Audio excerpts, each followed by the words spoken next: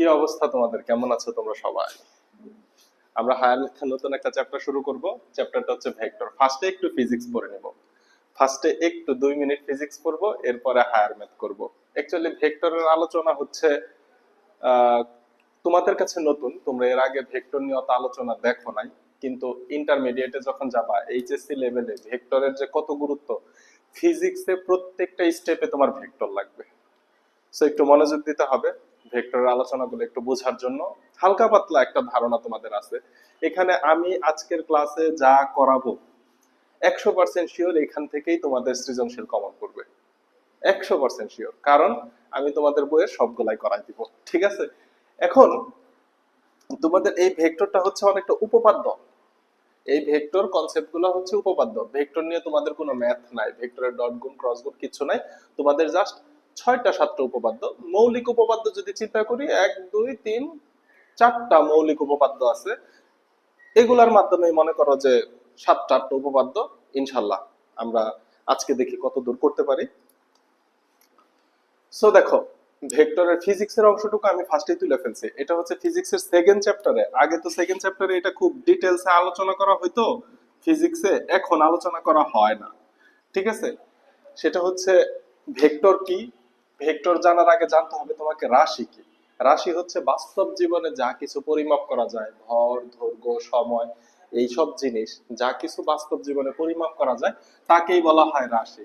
এই রাশি আবার দুই প্রকার, একটা হচ্ছে স্কেলার রাশি আর একটা হচ্ছে ভেক্টর রাশি। স্কেলার রাশি কোনগুলা?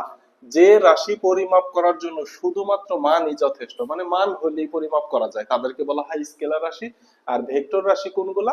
যে রাশি পরিমাপ করার জন্য মান ও নির্দিষ্ট দিক দুইটাই লাগবে, মানও লাগবে, নির্দিষ্ট দিকও লাগবে। এই দুইটাই যখন লাগে সেটা হচ্ছে ভেক্টর রাশি। সো আজকে আমাদের আলোচনার বিষয় হচ্ছে ভেক্টর রাশি। আমরা একদম প্রাইমারি লেভেলের কিছু বেসিক দেখবো যে কিভাবে ভেক্টর রাশি প্রকাশ করা হয়, 1 নাম্বার। 2 নাম্বার হচ্ছে ধারক রেখার কনসেপ্ট দেখবো, দুইটি ভেক্টর সমান বিপরীত হওয়া শর্ত দেখবো, ভেক্টরের যোগের বিধি দেখবো। এবং এই একটা মাত্র যোগের বিধি দিয়ে তোমার অনুশীলনের যত ম্যাথ আছে, মানে একটা মাত্র যোগের বিধি, ভেক্টরের যোগের বিধি, এই একটা মাত্র বিধি দিয়ে তোমার এসএসসি কভার। একটা মাত্র বিধি, যোগের বিধি, ভেক্টরের যোগের বিধির মাধ্যমে আমরা সবকিছু করে ফেলবো ইনশাল্লাহ। সামান্তরিক বিধিটা একটু দেখানোর জন্য দেখাবো আর কি। সো আমরা ভেক্টর রাশি, স্কেলার রাশির মান জানা ফেলছি। এবার এই যে যে উদাহরণগুলা, এই উদাহরণগুলা ফিজিক্স এমসিকিউতে আসে যে নিচের কোনটি ভেক্টর রাশি।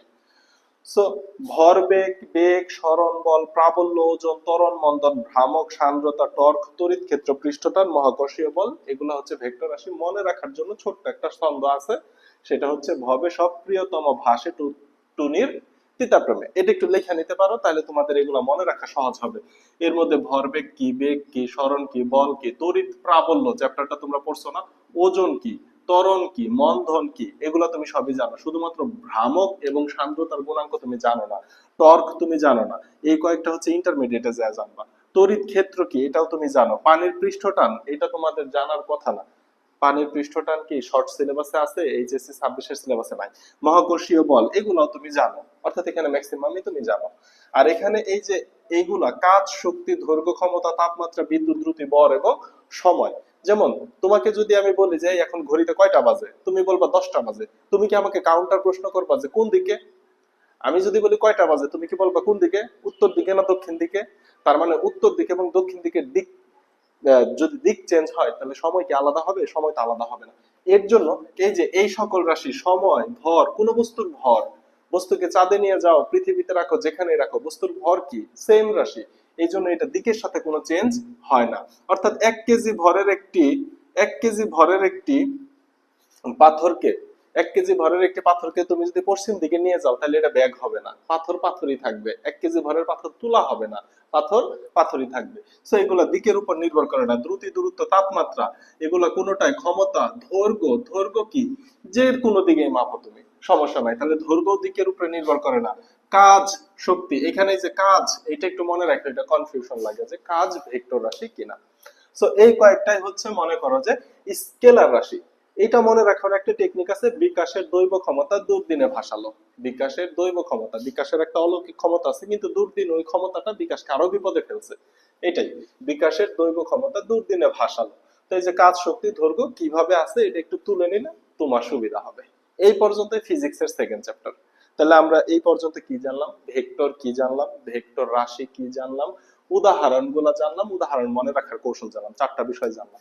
দ্বিতীয়ত আমরা হায়ার ম্যাথে কতটুকু পড়বো সেটাও জানলাম, যোগের বিধি পড়বো, এবং এই যোগের বিধি দ্বারা আমাদের মৌলিক উপপাদ্য আছে মোটামুটি চারটা, এবং এর সাথে একটু মিলায়া ঝিলায় আটটা, সাতটা আটটা উপপাদ্য করাই দিব, এর মধ্যে 100% কমন পড়বে। তো চলো আমরা মেইন ভেক্টর শুরু করে দেখি।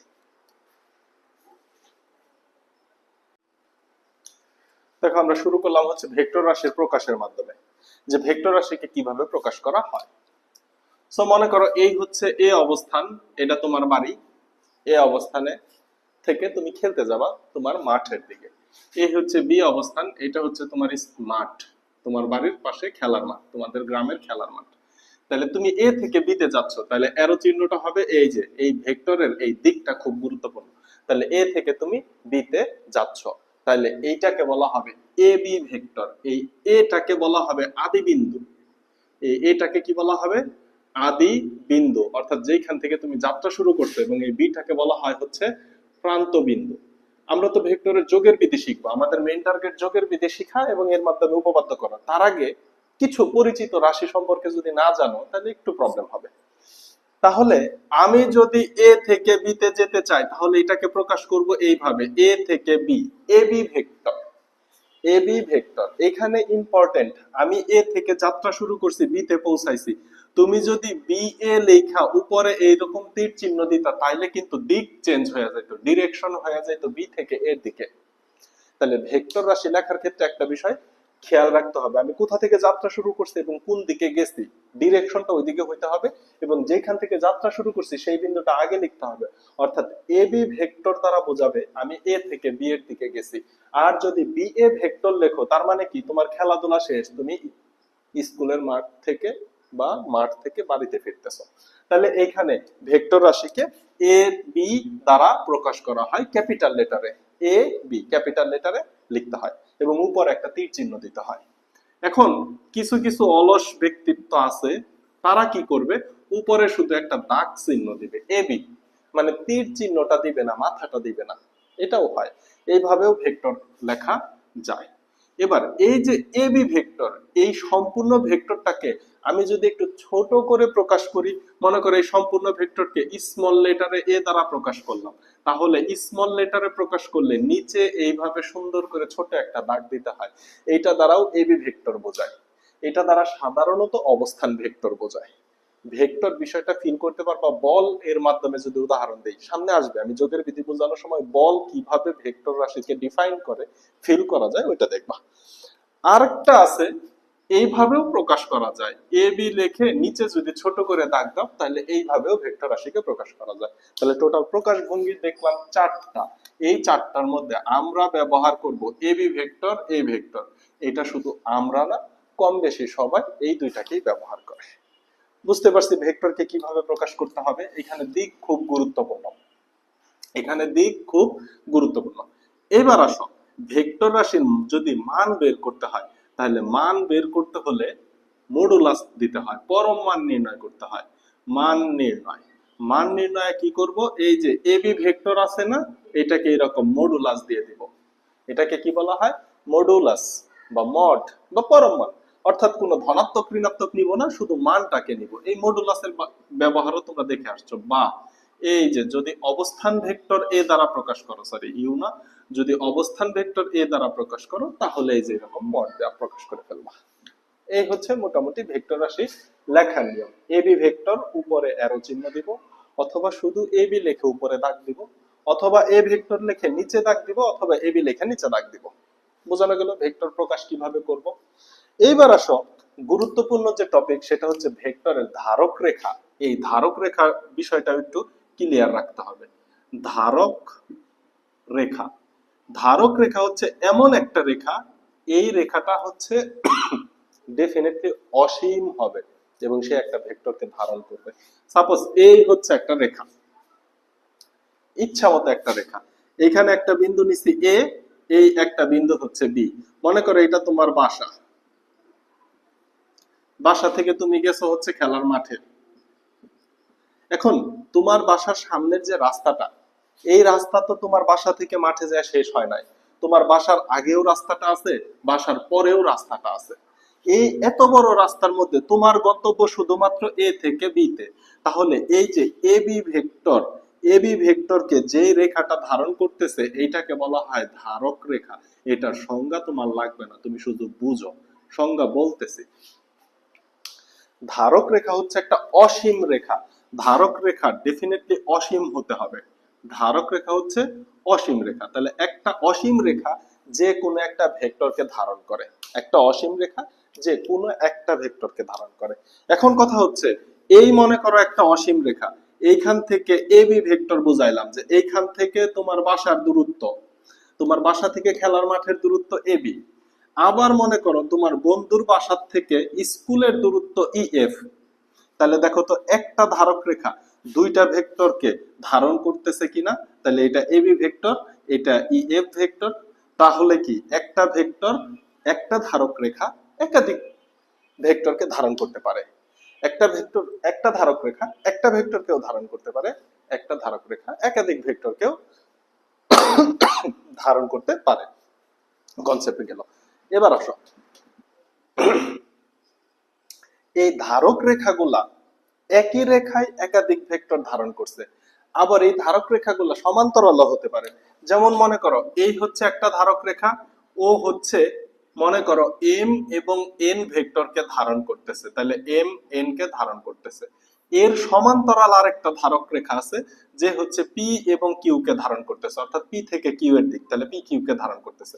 তাহলে ধারক রেখাগুলা একই হতে পারে, একই ধারক রেখা একাধিক ভেক্টরকে ধারণ করতে পারে।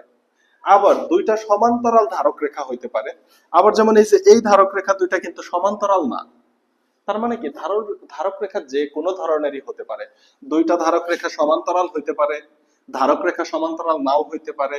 একটা ধারক রেখা একটা ভেক্টরকে ধারণ করতে পারে, একটা ধারক রেখা একাধিক ভেক্টরকে ধারণ করতে পারে। তাহলে এই হচ্ছে ধারক রেখা। ধারক রেখা কাকে বলবে? তাহলে একটা অসীম রেখা যে একটা ভেক্টরকে ধারণ করে। তাহলে ধারক রেখার ক্ষেত্রে এই কথাটা গুরুত্বপূর্ণ, এটা একটা অসীম রেখা। ধারক রেখাটা কেমন রেখা হবে? এটা একটা অসীম রেখা যে একটা ভেক্টরকে কি করবে? ধারণ করবে। তাহলে ধারক রেখাগুলো সমান্তরাল হতে পারে। সমান্তরাল তো বুঝো, যাদের মধ্যবর্তী দূরত্ব সবসময় সমান থাকে, রেল লাইন। রেল লাইন বললেই সমান্তরাল মাথায় চলে আসে। তাহলে এইটা একটা সমান্তরাল ধারক রেখা। আবার সমান্তরাল নাও হতে পারে। কথা কি বোঝানো গেল? এইবার আসো, আমরা ভেক্টরকে কিভাবে প্রকাশ করব? এবি, উপরে অ্যারো চিহ্ন দিব, অথবা ছোট হাতের বা অবস্থান ভেক্টর যখন প্রকাশ করব, অবস্থান ভেক্টরকে স্মল লেটারে প্রকাশ করে। যেমন তোমরা যখন ত্রিভুজ লিখতা এইভাবে করতা না? এ বি সি যদি ত্রিভুজ হইতো, তাহলে এ শীর্ষের বিপরীত বাহুকে স্মল এ, বি শীর্ষের বিপরীত বাহুকে স্মল বি এবং সি শীর্ষের বিপরীত বাহুকে স্মল সি দ্বারা প্রকাশ করতা। তেমনি ভেক্টর এ বি ভেক্টরকে স্মল লেটারে প্রকাশ করা যায়, অবস্থান ভেক্টরের মাধ্যমেও প্রকাশ করা যায়। এই হচ্ছে মোটামুটি ভেক্টরের ধারক রেখা কনসেপ্ট এবং ভেক্টর রাশি প্রকাশ করার কনসেপ্ট। বুঝতে পারছো? একটু নোট রাখতে হবে এবং এই নোটে যা করাবো তাই পড়বা। নোটটা কমপ্লিট করার পরে টেস্ট পেপারে যাবা, যদি বাহিরে কিছু পাও তখন আমাকে জানাও, আমি বাসায় যা করাই দিয়ে আসবো। আচ্ছা, এবার দুইটি ভেক্টর সমান হওয়ার শর্ত এবং দুইটি ভেক্টর বিপরীত হওয়ার শর্ত একটু দেখে ফেলি। তাহলে দুইটি ভেক্টর সমান হওয়ার শর্ত, দুইটি ভেক্টর সমান হওয়ার শর্ত, হেডিং দাও, দুইটি ভেক্টর সমান হওয়ার শর্ত।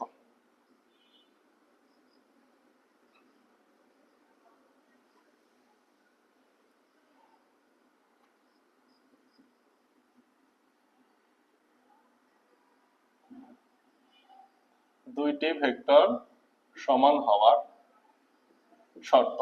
এক নাম্বার শর্ত, এক নাম্বার শর্ত যেটা, এদের মান সমান হইতে হবে। মান কিভাবে বের করে? মডুলাসের মাধ্যমে বের করে। তাহলে শর্ত নাম্বার 1 হচ্ছে এদের মান সমান হইতে হবে। তাহলে মনে করো যে আমি এই যে এখানে একটু উদাহরণ দিলাম, এই হচ্ছে এ বিন্দু, এই হচ্ছে বি বিন্দু, এ থেকে বিতে গেছো, এই হচ্ছে পি বিন্দু, এই হচ্ছে কিউ বিন্দু, পি থেকে কিউতে গেছো। তাহলে এইটা হচ্ছে এবি ভেক্টর, এটা হচ্ছে পি কিউ ভেক্টর। যদি এবি ভেক্টরের মান বের করি তাহলে কি এবি মডুলাস পি কিউ এর মান বের করলে পি কিউ মডুলাস দিতে হবে। তার মানে কি এই ভেক্টরের মান যদি 5 একক হয়, নিচের ভেক্টরের মানও 5 একক হইতে হবে। তাহলে এক নাম্বার শর্ত, তাদের মান সমান হইতে হবে। এদের এদের মান সমান, এই কথাটাকে এইভাবে লেখা যায়, এবি ভেক্টর আর পি কিউ ভেক্টরে যদি কম্পেয়ার করো তাহলে তাদের মডুলাস সমান হবে। বা মনে করো এই এবি ভেক্টরকে স্মল লেটারে এ দ্বারা প্রকাশ করছো, পি কিউ ভেক্টরকে স্মল লেটারে পি দ্বারা প্রকাশ করছো, তাহলে A vector modulus P vector, এটা হইতে হবে। তাহলে এক নাম্বার শর্ত, দুইটা ভেক্টরের যদি মান সমান হয় তাহলে ভেক্টর সমান হওয়ার সম্ভাবনা আছে। শর্ত আছে টোটাল 3টা। দুই নাম্বার, এদের দিক একই হতে হবে। এদের দিক এদের দিক একই হতে হবে। এদের দিক একই হতে হবে, অর্থাৎ এ থেকে বি এর দিক যে দিক হবে, পি থেকে কিউ এর দিক ঠিক ওই দিকই হইতে হবে। তাইলে ভেক্টর দুইটা সমান হওয়ার সম্ভাবনা আছে। আরেকটা শর্ত আছে, 3 নাম্বার শর্ত, এদের ধারক রেখা, একটু আগে ধারক রেখা কনসেপ্ট দেখলা না, তাহলে এদের ধারক রেখা একই হবে। আমি দেখে আসছি না, একই ধারক রেখা একাধিক ভেক্টরকে ধারণ করতে পারে। তাহলে এদের ধারক রেখা একই, অথবা এই যে ধরনের সমান্তরাল, এটা খুব বেশি কাজে লাগবে, সমান্তরাল হতে হবে। তাহলে দেখো তো 3টা শর্ত কি কি? 3টা শর্ত সহজে কিভাবে মনে রাখবো? মান সমান দিক একই, মান সমান দিক একই, ধারক রেখা একই অথবা সমান্তরাল। মান একই দিক একই, ধারক রেখা একই। মান একই দিক একই, ধারক রেখা একই অথবা সমান্তরাল।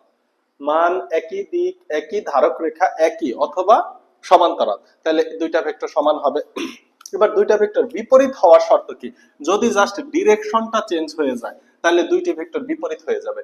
ডিরেকশন চেঞ্জ হইলে বিপরীত ভেক্টর হয়ে যাবে। তাহলে দুইটি ভেক্টর বিপরীত হওয়ার শর্ত, তাহলে এই যে আমার সাথে লেখা হলো বিপরীত হওয়ার শর্ত। 1 নাম্বার, মান একই, 2 নাম্বার, দিক বিপরীত, 3 নাম্বার, ধারক রেখা একই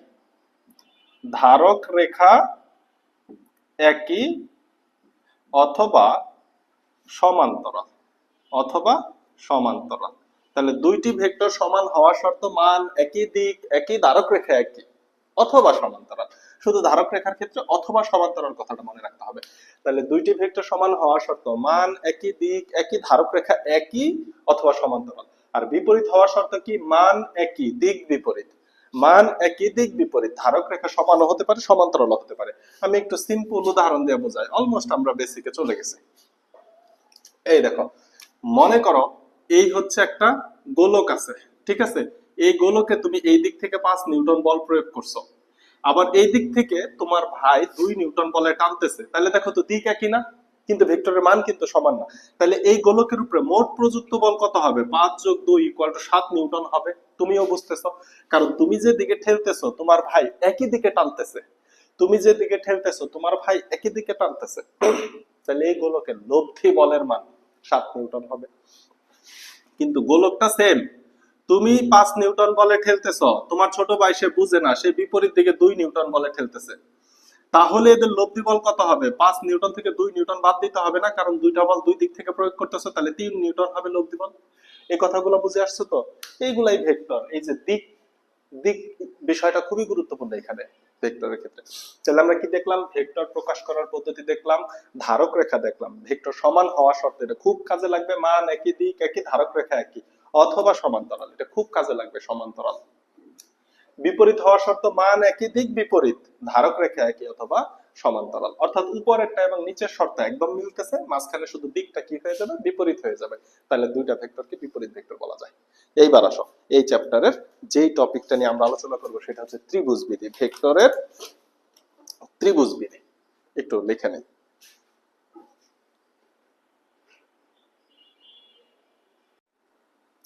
ভেক্টর যোগের ত্রিভুজ বিধি, খুবই মনোযোগ দিতে হবে এখানে। সংজ্ঞার থেকে ইম্পর্টেন্ট হচ্ছে বোঝা। তুমি ত্রিভুজ বিধি বুঝো মানে তোমাকে এই চ্যাপ্টারে সব করানো যাবে, সব। আর একটু অবস্থান ভেক্টরটা একটু বুঝাইতে পারলেই শেষ হয়ে যাবে। ত্রিভুজ বিধি, ত্রিভুজ বিধি করেই আমরা ম্যাথে ঢুকে যাব, ম্যাথ বলতে উপপাদ্যতে ঢুকে যাব। তাহলে আসলে ত্রিভুজ বিধিটা কি? মনে করো যদি গল্পের মাধ্যমে বোঝায়, এই হচ্ছে তোমার বাসা, তোমার বাসা থেকে মনে করো যে তুমি খেলার মাঠে যাইতেছো, তোমাদের আজকে ফুটবল খেলা আছে, তো খেলার মাঠটা হচ্ছে এই অবস্থানে আছে, এটা হচ্ছে তোমার বাসা, এটা হচ্ছে মাঠ। এখন চিন্তা করলা মাঠে যাওয়ার আগে তোমার বন্ধুকে একটু ডাইকা নিয়ে যাওয়া উচিত, তো তোমার বন্ধুর বাসা হচ্ছে এই জায়গায়, সো তুমি তোমার বন্ধুর বাসায় গেলা, তাহলে তোমার বাসা থেকে তোমার বন্ধুর বাসার দিকে ডিরেকশন দিবে এবং এটাকে বি বিন্দু দাও। তাহলে তুমি এ থেকে বি বিন্দুতে গেছো, তোমার বন্ধুর বাসায় গেছো, এবং বি থেকে সি অবস্থানে বন্ধুকে ডাইকে নিয়ে মাঠে গেছো। তাহলে তুমি এ থেকে বি তে আসছো, বি থেকে সি তে গেছো, কিন্তু আলটিমেটলি তোমার সরণ কতটুকু হয়েছে? আলটিমেটলি তোমার সরণ হয়েছে এ থেকে সি, আলটিমেটলি তুমি এ থেকে সি তে গেছো। এইটাকেই বলা হয় এবি ভেক্টর। দেখো এই যে সাইন দিতেছি এ থেকে বি এর দিক, এই জন্য AB vector plus BC vector, তারপরে তুমি বি থেকে সি তে গেছো, ইকুয়াল টু এসি ভেক্টর। এটাই হচ্ছে ভেক্টর যোগের ত্রিভুজ বিধি, এটাই ভেক্টর যোগের ত্রিভুজ বিধি।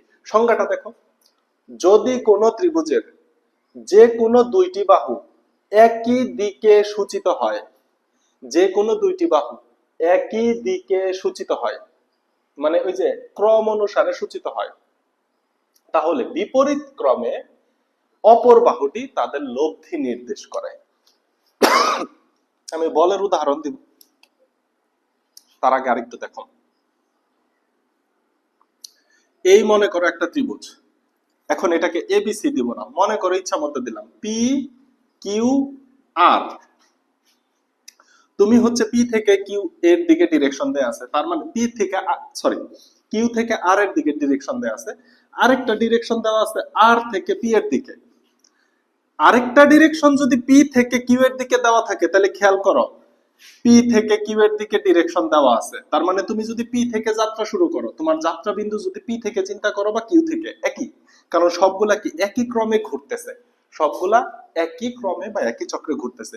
পি থেকে কিউ প্লাস হচ্ছে কিউ থেকে আর, দেখো তুমি পি থেকে কিউতে আসছো তোমার বন্ধুর বাসায়, কিউ থেকে আর মাঠে গেছো, মাঠে যায় আবার তুমি আর থেকে পি তোমার বাসায় চলে আসছো, এটাকে যোগ করলে হয়ে যাবে 0। এটাও একটা গুরুত্বপূর্ণ এমসিকিউ, মনে রাখো, এটাও একটা গুরুত্বপূর্ণ এমসিকিউ। তাহলে ত্রিভুজ বিধি হইতে গেলে কি হইতে হবে? ত্রিভুজ বিধি হইতে গেলে হইতে হবে যদি দুইটি বাহু একই ক্রমে যায়, তাহলে অপর বাহুটি বিপরীত ক্রমে তাদের লব্ধি নির্দেশ করবে, অপর বাহুটি বিপরীত ক্রমে লব্ধি নির্দেশ করবে। তাহলে পি কিউ আর ত্রিভুজে ভেক্টর যোগের বিধি অনুসারে, ভেক্টর যোগের বিধি অনুসারে কিউ আর ভেক্টর প্লাস আর পি ভেক্টর, কিউ থেকে আর এ গেছো প্লাস আর থেকে পি তে গেছো, ইকুয়াল টু লব্ধি কত হবে? QP vector. লব্ধি কত হবে? QP vector. এটা হচ্ছে ভেক্টর যোগের বিধি। তার মানে যোগের বিধি হতে গেলে দুইটি বাহু একই ক্রমে নির্দেশ করবে, আরেকটা বাহু বিপরীত ক্রমে নির্দেশ করতে হবে। তিনটা বাহু যদি একই ক্রমে নির্দেশ করে, তাহলে ওটার যোগফল হয়ে যাবে শূন্য ভেক্টর। এটাও একটা গুরুত্বপূর্ণ এমসিকিউ। তাহলে দেখো তো, যদি এই ধরনের একটা ত্রিভুজ থাকে, মনে করো এখানে আছে এল, এখানে আছে এ, এখানে আছে এক্স, ডিরেকশন দেওয়া আছে এল থেকে এ এর দিকে এবং এক্স থেকে এল থেকে এক্স এর দিকে, এক্স থেকে এর দিকে। আরেকটা ডিরেকশন দেওয়া আছে বিপরীত ক্রমে, আরেকটা ডিরেকশন দেওয়া আছে এল থেকে এর দিকে। তাহলে দেখো তো দুইটা ডিরেকশন একই ক্রমে খুঁজে বের করো তো। দেখো এল থেকে এতে এক্স এ আসছে, এক্স থেকে এতে গেছে, তাহলে তুমি এইভাবে লিখতে পারবা L X vector plus X A vector equal to L A vector not A N. এটাকে কি লিখতে হবে? L A vector. তাহলে এটাই হচ্ছে ভেক্টর যোগের ত্রিভুজ বিধি। কোন ত্রিভুজের দুইটি সন্নিহিত বাহু যদি একই ক্রমে দুইটি ভেক্টর নির্দেশ করে, তাহলে অপর বাহুটি বিপরীত ক্রমে তাদের লব্ধি নির্দেশ করবে। কোন ত্রিভুজের দুইটি সন্নিহিত বাহু যদি একই ক্রমে, কোন ত্রিভুজের দুইটি সন্নিহিত বাহু যদি, কোন ত্রিভুজের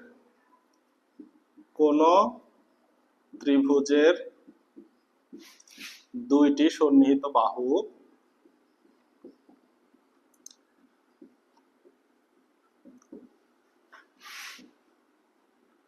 যদি একই ক্রমে দুইটি ভেক্টর নির্দেশ করে,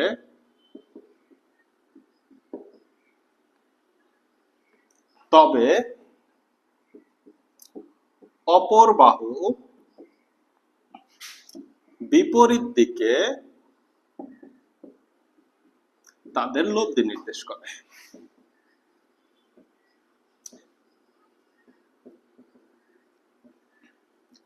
এবার আসো একটু এইচএসসি কনসেপ্টে এই জিনিসটা একটু বোঝার চেষ্টা করব, বলের কনসেপ্ট দ্বারা যে কিভাবে ত্রিভুজ সূত্রটাকে ফিল করা যায়। তাহলে ত্রিভুজ সূত্রটা আমরা দিতে পারবো, তাই না? তুমি যে দিকে ডিরেকশন দাও, যেমন এই ডিরেকশনটা চেঞ্জ করে দাও, এই ডিরেকশনটাকে চেঞ্জ করে যদি এই দিকে দিয়ে দাও, তাইলে দেখো তখন আবার এটাকে কিভাবে লিখতে হবে, তখন লিখতে হবে এসি ভেক্টর, কারণ এ থেকে সি তে আসছে, প্লাস সি থেকে বি তে গেছে সিবি ভেক্টর, ইকুয়াল টু বিপরীত ক্রমে এবি ভেক্টর। বুঝতে পারলাম ভেক্টর যোগের বিধি। এবার আসো ভেক্টর যোগের বিধিটা অ্যাকচুয়ালি ফিল করা যায় কিভাবে, তুমি চিন্তা করো। ভেক্টর যোগের বিধি ফিল করার জন্য একটা কনসেপ্ট লাগবে, যে কনসেপ্টে আমি ডিটেইলসে যাব না। সেটা হচ্ছে যদি একাধিক বল একাধিক বিন্দুতে ক্রিয়া করে, তাদের লব্ধি বের করার জন্য তাদের একটা বিন্দুতে একত্রিত করতে হয়। যেমন মনে করো এইখানে আমি একটা বিন্দু নিলাম, এবার দেখো এসি কোন দিকে কাজ করতেছে, এই দিকে এসি কাজ করতেছে, বিসি কোন দিকে কাজ করতেছে, এই দিকে বিসি কাজ করতেছে কিনা দেখো তো। আমি একটা বিন্দুতে একত্রিত করব, এখানে যতগুলা, মনে করো এখানে আমি একটা বল প্রদান করছি, প্রত্যেকটা বলকে আমি একটা বিন্দুতে স্থানান্তর করতেছি। তাহলে এসি কাজ করছে এইদিকে, বিসি কাজ করছে এইদিকে। এই এসি এবং বিসি দ্বারা যদি কাজ করে, তাহলে তাদের লব্ধি কোন দিকে হবে বলো। অর্থাৎ এখানে আমি এই মার্কারটা রাখছি, রাখার পরে একটা রশি এই দিকে টানতেছি, আরেকটা রশি এই দিকে টানতেছি। দুইটা রশি যদি দুই দিকে টানি, তাহলে আমার মার্কারটা এই দিকে আসবে না, এইটা আমার লব্ধি হবে না। এটাই কি লব্ধি হবে কিনা দেখো তো, এখানে তাই হয়েছে না। এসি এবং সিবি, এসি এবং সিবি, অর্থাৎ এ থেকে সি এর দিকে বল দিছি, সি থেকে বি এর দিকে বল দিছি, লব্ধি দেখো তো এই দিকে পাইছি না, এ বির দিকে পাইছি না। এটাই, এটাকেই বলা হয় ভেক্টর যোগের বিধি। তাহলে একটা ত্রিভুজ যদি তুমি নিতে পারো, ত্রিভুজের ডিরেকশন যদি তুমি দিতে পারো, তাহলে সব উপপাদ্য সব এই একটা মাত্র বিধি দিয়ে হয়ে যাবে। ভেক্টরের আরেকটা বিধি আমি একটু দেখাই দিই, এটা সংজ্ঞাও তোমাদের বইয়ে নাই, ওইভাবে সংজ্ঞা দেয় নাই। সেটা হচ্ছে সামান্তরিক বিধি। তাহলে ত্রিভুজ বিধিটা আমি আবার একটু সুন্দর করে পাশে একটু লিখে রাখি। এই ত্রিভুজ বিধি নিয়েই যত কাজ কাম, এ বি সি, তুমি এ থেকে বি এর দিক, বি থেকে সি এর দিক, তাহলে এ থেকে সি এর দিক, ঠান্ডা লাগছে একটু দুঃখিত। তাহলে AB vector plus BC vector equal to AC vector, এই হচ্ছে ভেক্টর যোগের বিধি। আমরা যে কোনো ত্রিভুজকে ধরব, এই ত্রিভুজকে ধইরা এই ডিরেকশন অনুযায়ী যোগের বিধিটা দিতে পারলেই হবে। সাহিত্যিক সংজ্ঞা তোমার লাগবে না, আসবে না, এইটা জানাটা ইম্পর্টেন্ট। এটা জানলে সাহিত্যিক সংজ্ঞা তুমি নিজের মতো লিখতে পারবা। এবার আসো সামান্তরিক বিধি। সামান্তরিক বিধি, এই সামান্তরিক বিধিটা তোমার শর্ট কোশ্চেনের জন্য গুরুত্বপূর্ণ, লিখে নাও এস কিউ। শর্ট কোশ্চেনের জন্য গুরুত্বপূর্ণ, এটা তোমার সিকিউতে লাগে না। কোন সামান্তরিকের দুইটি সন্নিহিত বাহু যদি দুইটি বলকে নির্দেশ করে, তাহলে তাদের লব্ধি হবে এই যে সন্নিহিত বাহু দুইটা রিলেটেড যে কর্ণটা আছে না, সেই কর্ণ বরাবর। অর্থাৎ এই যে এই কর্ণ বরাবর হবে তাদের লব্ধি। এটাকে ইন্টার এইভাবে প্রকাশ করে, এইদিকে একটা বল পি কাজ করলো, এইদিকে একটা বল কিউ কাজ করলো, তাহলে তাদের লব্ধি হবে আর, লব্ধিকে আর দ্বারা প্রকাশ করা হয়। এটাই হচ্ছে একটা সামান্তরিক বিধি। অর্থাৎ তোমাদের বইয়ে যতটুকু লাগবে, তুমি ফার্স্টে একটা সামান্তরিক অঙ্কন করবা, একটা কর্ণ অঙ্কন করবা। সামান্তরিকের দুইটি সন্নিহিত বাহু দ্বারা যদি দুইটি ভেক্টরকে প্রকাশ করা হয়, তার মানে ও থেকে এ ভেক্টর, ও থেকে বি ভেক্টর, এটার নাম দাও সি ভেক্টর, তাহলে O A vector plus O B vector equal to O C vector. এটাই হচ্ছে ভেক্টর যোগের সামান্তরিক বিধি। ও থেকে এ এবং ও থেকে বি দুইটা সন্নিহিত বাহু দ্বারা দুইটা ভেক্টর নির্দেশ করলো, তাহলে এই দুইটা ভেক্টরের যোগফল হবে ওই যে দুইটা সন্নিহিত বাহুর যে ধারক রেখা, এই ধারক রেখার ছেদবিন্দুগামী কর্ণ। কারণ সামান্তরিকের কর্ণ দুইটা হয়, একটা তো উপরের কর্ণ, আরেকটা কর্ণ কি এবি কর্ণ। কিন্তু আমি কোন কর্ণটা নিব? এই যে যে ও এ এবং ও বি দুইটা ভেক্টরকে যে ধারণ করে, সেই ধারক রেখা যেখানে ছেদ করছে, সেই ছেদবিন্দুগামী কর্ণটা হচ্ছে তাদের লব্ধি নির্দেশ করবে। সংজ্ঞাটা এইভাবে লিখতে পারো, সামান্তরিকের দুইটি সন্নিহিত বাহু দ্বারা দুইটি ভেক্টর প্রকাশ করা হলে দুইটি সন্নিহিত বাহুর ধারক রেখার ছেদবিন্দুগামী কর্ণ দ্বারা তাদের লব্ধি নির্দেশ করে। নাও লেখো, কাজ শেষ, এবার আমরা উপপাদ্যতে ঢুকতে পারবো।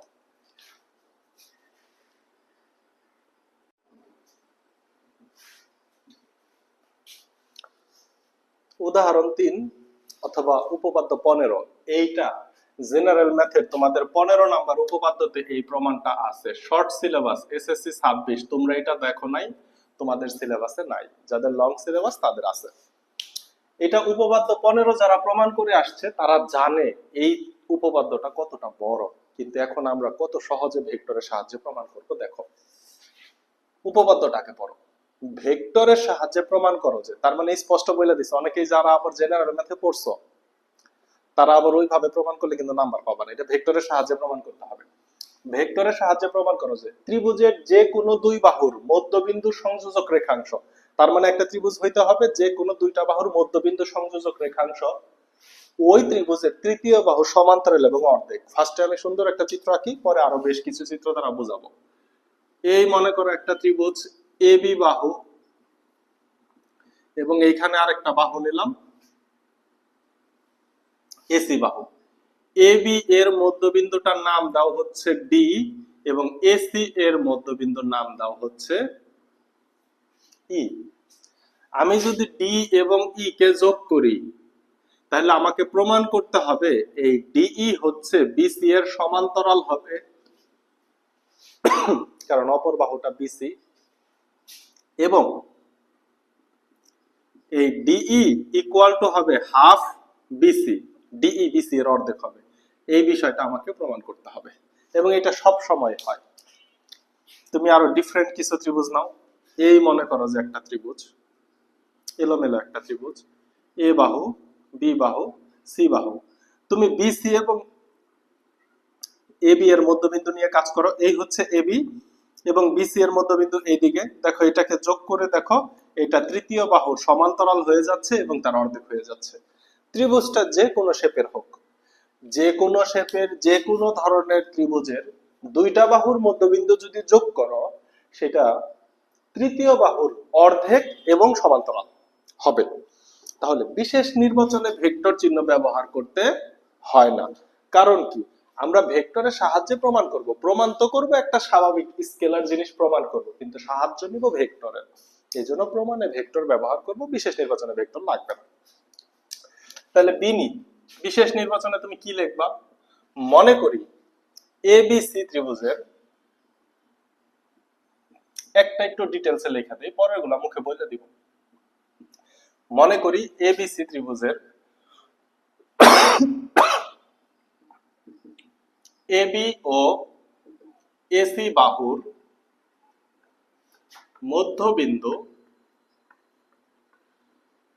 যথাক্রমে বি কমা ই। ডি ও ই যোগ করি,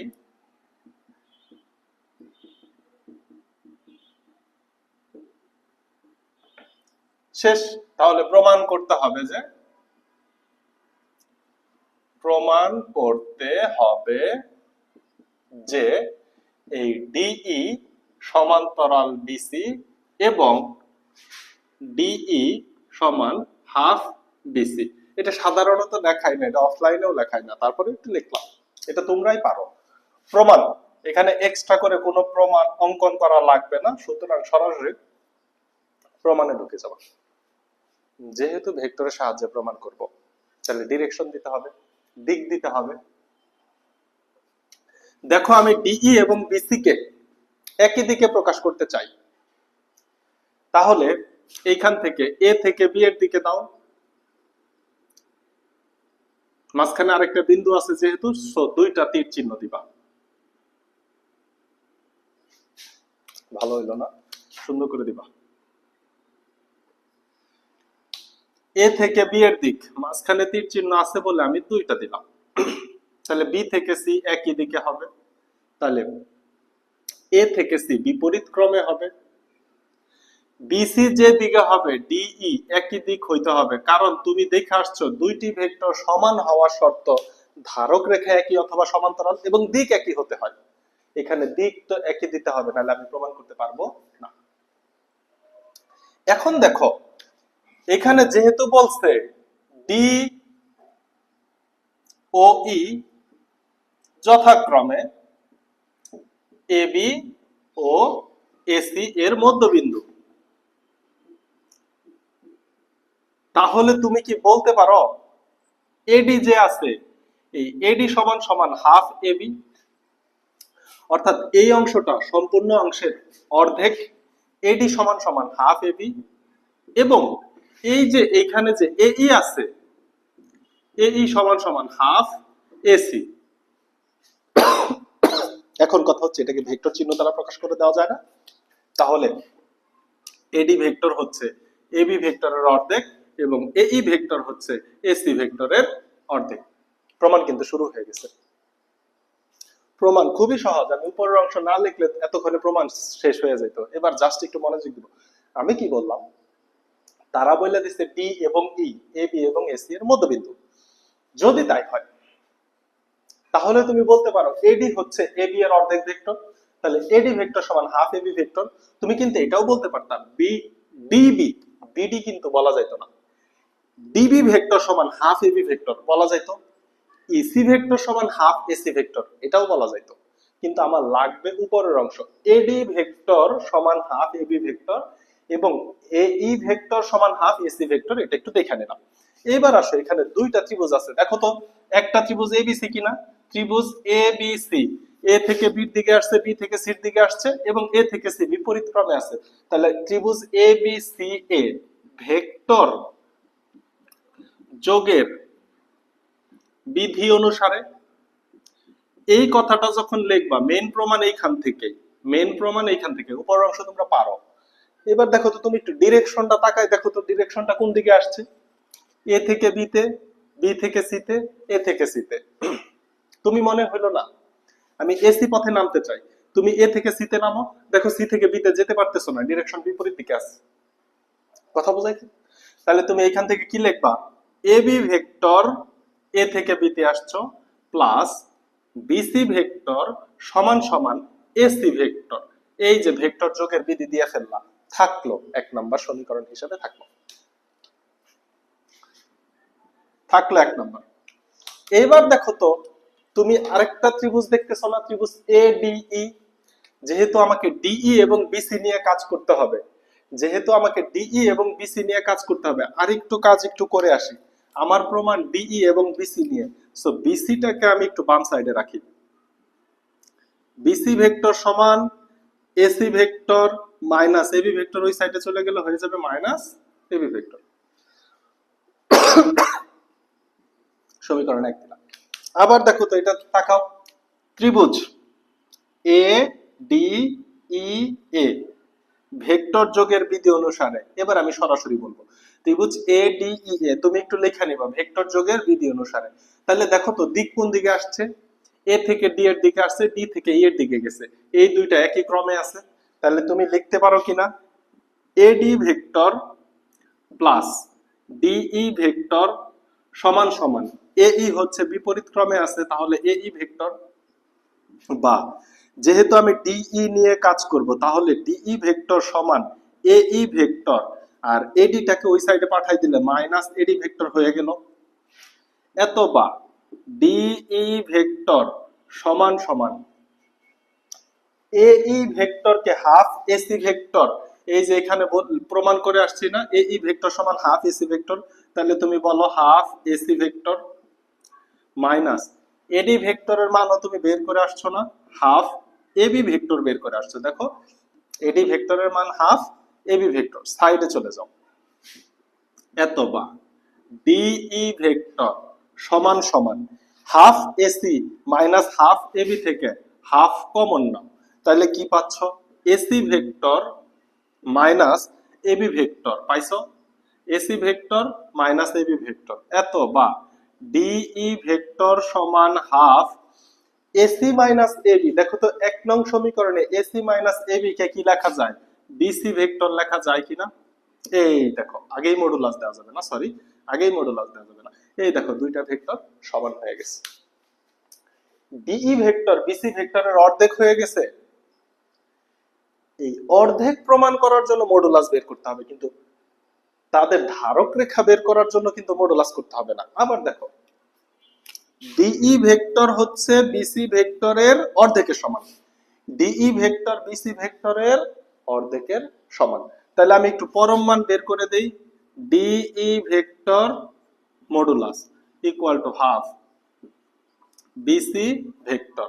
এত বা তাইলে তুমি বলতে পারো না পরম মান উঠাই দিলে ডি সমান হাফ বিসি। একটা জিনিস তো প্রমাণ পাইছি,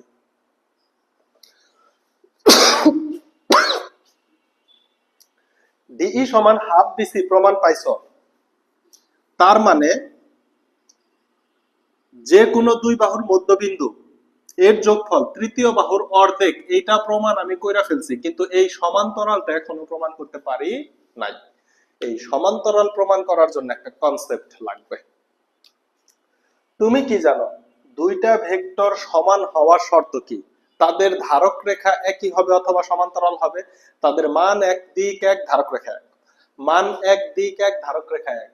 তাহলে ডিই এবং বিসি এর অর্ধেক, এই যে এখানে হাফ আছে, তাহলে ডিই এবং হাফ বিসি মান এক পাইছি। বিই যে দিকে কাজ করতেছে, সরি ডিই যে দিকে কাজ করতেছে বিসি একই দিকে কাজ করতেছে, দিক এক পাইছি, মান এক দিক এক, ডিই বিসি মান এক দিক এক, বিসি এর অর্ধেক কিন্তু এই যে হাফ আছে সামনে। এবার ধারক রেখা কি হবে? এক অথবা সমান্তরাল, তাইলেই তো ভেক্টর দুটো সমান হবে। আমি কিন্তু ভেক্টর দুটো সমান প্রমাণ করে ফেলছি, তার মানে ধারক রেখা এক অথবা সমান্তরাল এই দুইটার একটা হইতেই হবে, কারণ মাঝখানে সমান চিহ্ন লজিক্যালি আসছে। চিত্র থেকে কি ধারক রেখা একই? চিত্র থেকে দেখা যাচ্ছে ধারক রেখা একই নয়, সুতরাং ডিই এবং বিসি সমান্তরাল প্রমাণিত। কথা মনে হয় বুঝি নাই। তাহলে একটা ছোট্ট গল্প শোনাই। মনে করো শীতের দিনে তুমি কারোর সাথে আর্গুমেন্টে গেছো যে ফুলকপি তোমার পছন্দ না। কি পছন্দ না? ফুলকপি। ফুলকপি তোমার পছন্দ না। এখন দুইজনের মধ্যে ঝগড়া হইতে হইতে বিষয়টা আদালত পর্যন্ত চলে গেছে। এবার আদালতের যে অ্যাডভোকেট আছে, যে উকিল আছে, সে প্রমাণ করবে যে ফুলকপি আসলে সুন্দর। তুমি বলতেছো ফুলকপি সুন্দর না, গোলাপ ফুল সুন্দর, তারপরে হচ্ছে কাঠগোলাপ সুন্দর, কিন্তু ফুলকপি সুন্দর না। তখন এই যে যে আদালতে দাঁড়ানো অ্যাডভোকেট আছে না, সে তোমাকে প্রশ্ন করবে এইভাবে যে পৃথিবীর সকল ফুল সুন্দর এবং পবিত্র, এটা পৃথিবীর সবাই জানে, এই কথাটা কি আপনি জানেন? তখন তুমি বলবা হ্যাঁ আমি জানি। সে বলবে আপনি কি মানেন পৃথিবীর সকল ফুল সুন্দর? তখন তুমি বলবা যে হ্যাঁ এটা তো মানে, কারণ এই কথা সবাই মানে যে ফুল সুন্দর। তখন সে জজ সাহেবকে বলবে যে পয়েন্টটা নোট করা হোক মিলট। এরপরে সে যুক্তি দিবে এই ব্যক্তি স্বীকার করছে পৃথিবীর সকল ফুল সুন্দর, ফুলকপি একটা ফুল, তাহলে ফুলকপিও সুন্দর, প্রমাণিত। কারণ তুমি তো স্বীকার করছো পৃথিবীর সকল ফুল সুন্দর, সে প্রমাণ করে দিল ফুলকপি একটা ফুল, তাহলে ফুলকপিও সুন্দর। দেখছো, এটা হচ্ছে যুক্তিবিদ্যা। এখানেও যুক্তিবিদ্যা। দুইটা ভেক্টর সমান, তাহলে তাদের ধারক রেখা একই হবে অথবা সমান্তরাল হবে, কিন্তু চিত্র থেকে দেখো ধারক রেখা একই নয়, তাহলে ধারক রেখা অবশ্যই সমান্তরাল, এই কথাটা লিখতে হবে যে ডিই ও বিসি ভেক্টর দ্বয়ের ধারক রেখা একই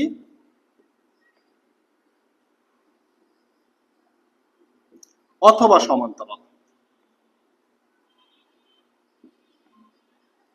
কিন্তু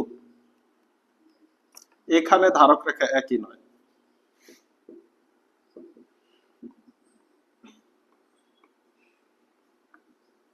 অতএব সমান্তরাল। একই না হলে সমান্তরাল হইতে বাধ্য। তখন এই নিচে দেখা যাবে, ও না, আর দেখা যায় না। তাহলে ডিই ও বিসি ভেক্টর দ্বয়ের ধারক রেখা একই অথবা সমান্তরাল, কিন্তু এখানে ধারক রেখা একই নয়, অতএব তাদের ধারক রেখা সমান্তরাল। অতএব ডিই সমান্তরাল বিসি, এটা প্রমাণ। তারপরে লিখে ফেলবা প্রুফড। দেখো তো কত সহজ, কত সহজ কাজ। শুধু তোমার এই যে এখানে এক স্টেপ, এখানে এক স্টেপ, দুই স্টেপে কি একই কাজ করছো, ভেক্টর যোগের বিধি লাগাইছো। ভেক্টর যোগের বিধি লাগানোর পরেই তোমার প্রমাণ হয়ে গেছে। খুবই গুরুত্বপূর্ণ, খুবই। দেখো বোঝা যায় কিনা, খুবই আসবে পরীক্ষায় আসে।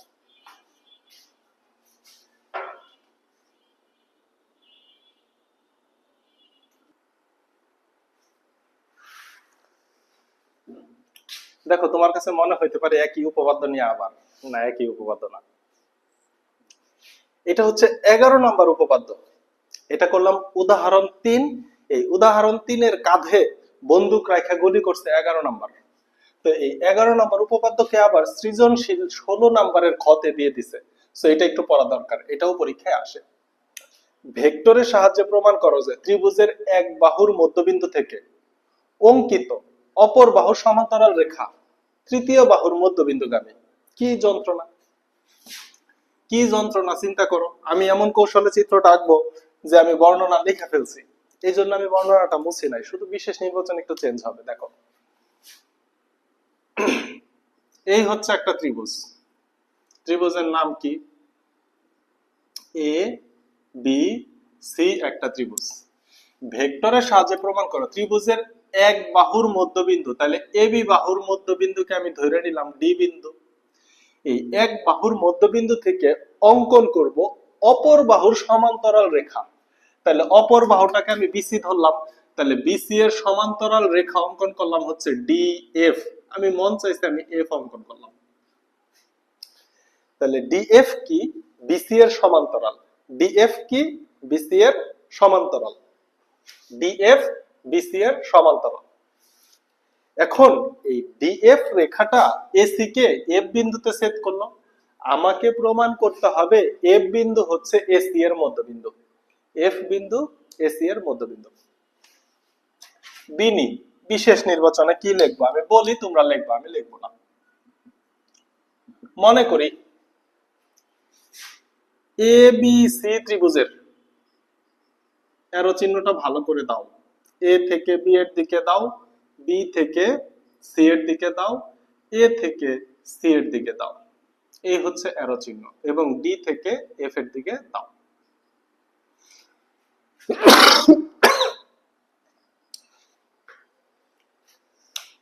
মনে করি এ বি সি ত্রিভুজের এ বি এর মধ্যবিন্দু ডি।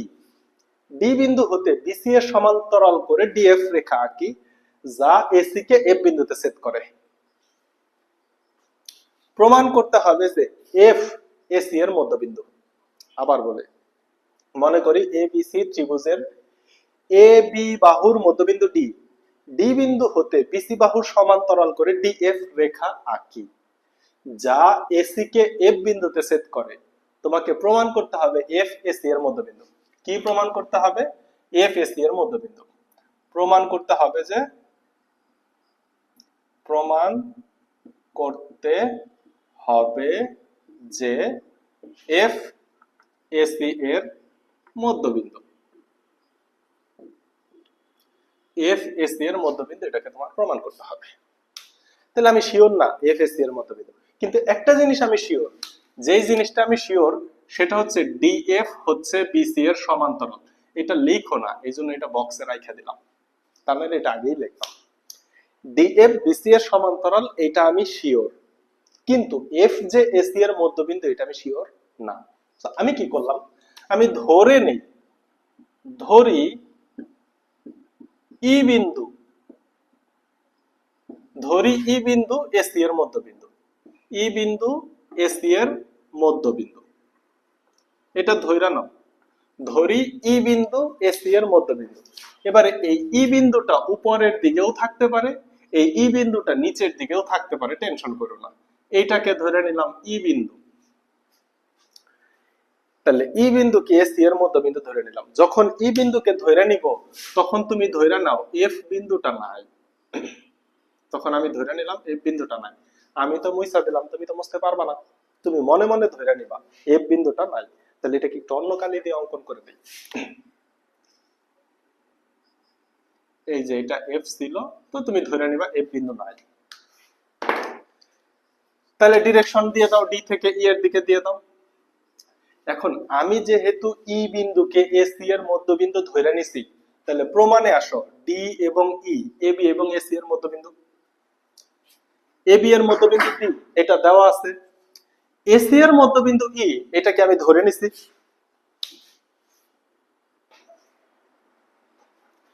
তার মানে আমি বলতে পারি ডি হচ্ছে এবি এর মধ্যবিন্দু, ই হচ্ছে এসি এর মধ্যবিন্দু। যদিও চোখে দেখা যাচ্ছে ই মধ্যবিন্দু না, কিন্তু আমি তো ধরে নিছি ই মধ্যবিন্দু। যেহেতু আমি ই মধ্যবিন্দু ধরে নিছি, তাহলে আমি বলতে পারি এ ই সমান হাফ এসি। বললাম। এবার দেখো তো দুইটা ত্রিভুজ, একটা ত্রিভুজ এবিসি, এবিসি ত্রিভুজে ভেক্টর যোগের বিধি দিব, AB vector plus BC vector equal to AC vector বিপরীত ক্রমে। যেহেতু আমি বিসি নিয়ে কাজ করব, তাহলে এবি কে ওই সাইডে নিয়ে নিলাম, একদম হুবহু আগেরটা। এরপরে দেখো ত্রিভুজ A D E, okay fine. A D E থেকে ভেক্টর যোগের বিধি দিব, AD vector plus DE vector equal to এই ভেক্টর। এইখান থেকে আমি এই পর্যন্ত প্রমাণে চলে আসছি, ডিই সমান হাফ বিসি ভেক্টর, ডিই সমান হাফ বিসি ভেক্টর, এবং পরম মান বের করে ফেললাম। Okay fine. আমাকে এই পরের অংশ, এই যে তাদের যে মান সমান, এটা বেরই করতে বলে নাই। আমাকে কি এটা বের করতে বলছে? প্রমাণ করো যে অঙ্কিত বাহু অপর বাহুর তৃতীয় বাহুর মধ্যবিন্দুগামী। তার মানে আমাকে শুধু এফ বিন্দুটা মধ্যবিন্দু বের করতে বলছে, আমাকে শুধু বের করতে বলছে এফ বিন্দুটা মধ্যবিন্দু। তাহলে এই যে মডুলাস করে মান বের করার দরকারই নাই, এখানেই আমার কাজ শেষ। ডিই সমান সমান হাফ বিসি ভেক্টর। আচ্ছা, এখান থেকে আবার ওই যে উকিলের কনসেপ্টের মতো কনসেপ্ট আসবে। কি কনসেপ্ট? ডিই যদি বিসি এর সমান হয়, ডিই ভেক্টর সমান বিসি, সুতরাং ডিই ভেক্টর ও বিসি ভেক্টরের এত ভেক্টর দ্বয়ের ধারক রেখা একই অথবা সমান্তরাল। ধারক রেখা একই অথবা সমান্তরাল। এখানে কি ধারক রেখা একই? এখানে তো ধারক রেখা একই নয়, যেহেতু একই নয় সেহেতু সমান্তরাল। একটু ডিটেলসে লিখো, একই নয় সেহেতু সমান্তরাল। তার মানে আমি শিওর হলাম ডিই, ডিই সমান্তরাল বিসি, এটা আমি শিওর হলাম। ভেক্টর চিহ্ন দিতে হবে না, তুমি মান বের করে দিয়ে ফেলো, অথবা ডিই এবং বিসি সমান্তরাল, কারণ তাদের ধারক রেখা সমান্তরাল। কথা কি বুঝাইতে পারছি? ডিই সমান হাফ বিসি, এইটা আসার পরে আমি ডিসিশন নিলাম কি ডিই এবং বিসি এর ধারক রেখা একই হইতে হবে অথবা সমান্তরাল হইতে হবে। যেহেতু ধারক রেখা একই নয়, চিত্র থেকে দেখা যাচ্ছে, সুতরাং ডিই এবং বিসি সমান্তরাল। কিন্তু এখান থেকে এফ আসলো কোথায়? দেখো এফ কিভাবে আসলো। তুমি কি প্রমাণ করছিলা? ডিএফ এবং বিসি সমান্তরাল, এটা কি দেওয়া আছে না? তোমাকে তো বইলা দিছে অঙ্কিত বাহু অপর বাহু সমান্তরাল। এ বি এর মধ্যবিন্দু ডি হতে বিসি এর সমান্তরাল করে তুমি ডিএফ কে অঙ্কন করছিলা কিনা? তাহলে ডিএফ কি বিসি এর সমান্তরাল। তুমি আবার প্রমাণ করলা ডিই এটাও বিসি এর সমান্তরাল। এখন একটা নির্দিষ্ট বিন্দু থেকে অপর একটা বাহুর সমান্তরাল রেখা একটাই হইতে পারে, দুইটা বা তিনটা হইতে পারে না। একটা নির্দিষ্ট বিন্দু ডি হতে, একটা নির্দিষ্ট বিন্দু ডি হতে নির্দিষ্ট বাহু বিসি এর সমান্তরাল রেখা একটাই থাকতে পারে পৃথিবীতে, এর বাইরে আর থাকতে পারে না। তাহলে তুমি কি বিসি যে সমান্তরাল ডিই এর, এটাও যেমন লজিক্যাল, আবার ডিএফ হচ্ছে বিসি এর সমান্তরাল, এটাও লজিক্যাল, কারণ এটা তুমি ফার্স্টে চিত্র অঙ্কন করছিলা আর এটা তুমি প্রমাণ করছো। অর্থাৎ এই দুইটা লজিক্যাল জিনিস তখনই সত্য হইতে পারে যখন ই বিন্দু এবং এফ বিন্দু একই বিন্দু হবে। অর্থাৎ ই বিন্দুটা উপরের দিকে হবে না, ই বিন্দুকে টান দিয়ে নিচের দিকে নামাইলে ই বিন্দুটা অ্যাকচুয়ালি এই যে এফ বিন্দুর উপরে হবে, তখন একই সাথে দুইটা কথা সত্য হবে। কথাকে বুঝাইতে পারছি? তো এই পর্যন্ত আসার পরে লিখবা অতএব ই বিন্দু ও এফ বিন্দু ভিন্ন কোনো বিন্দু নয়, ভিন্ন কোনো বিন্দু নয়।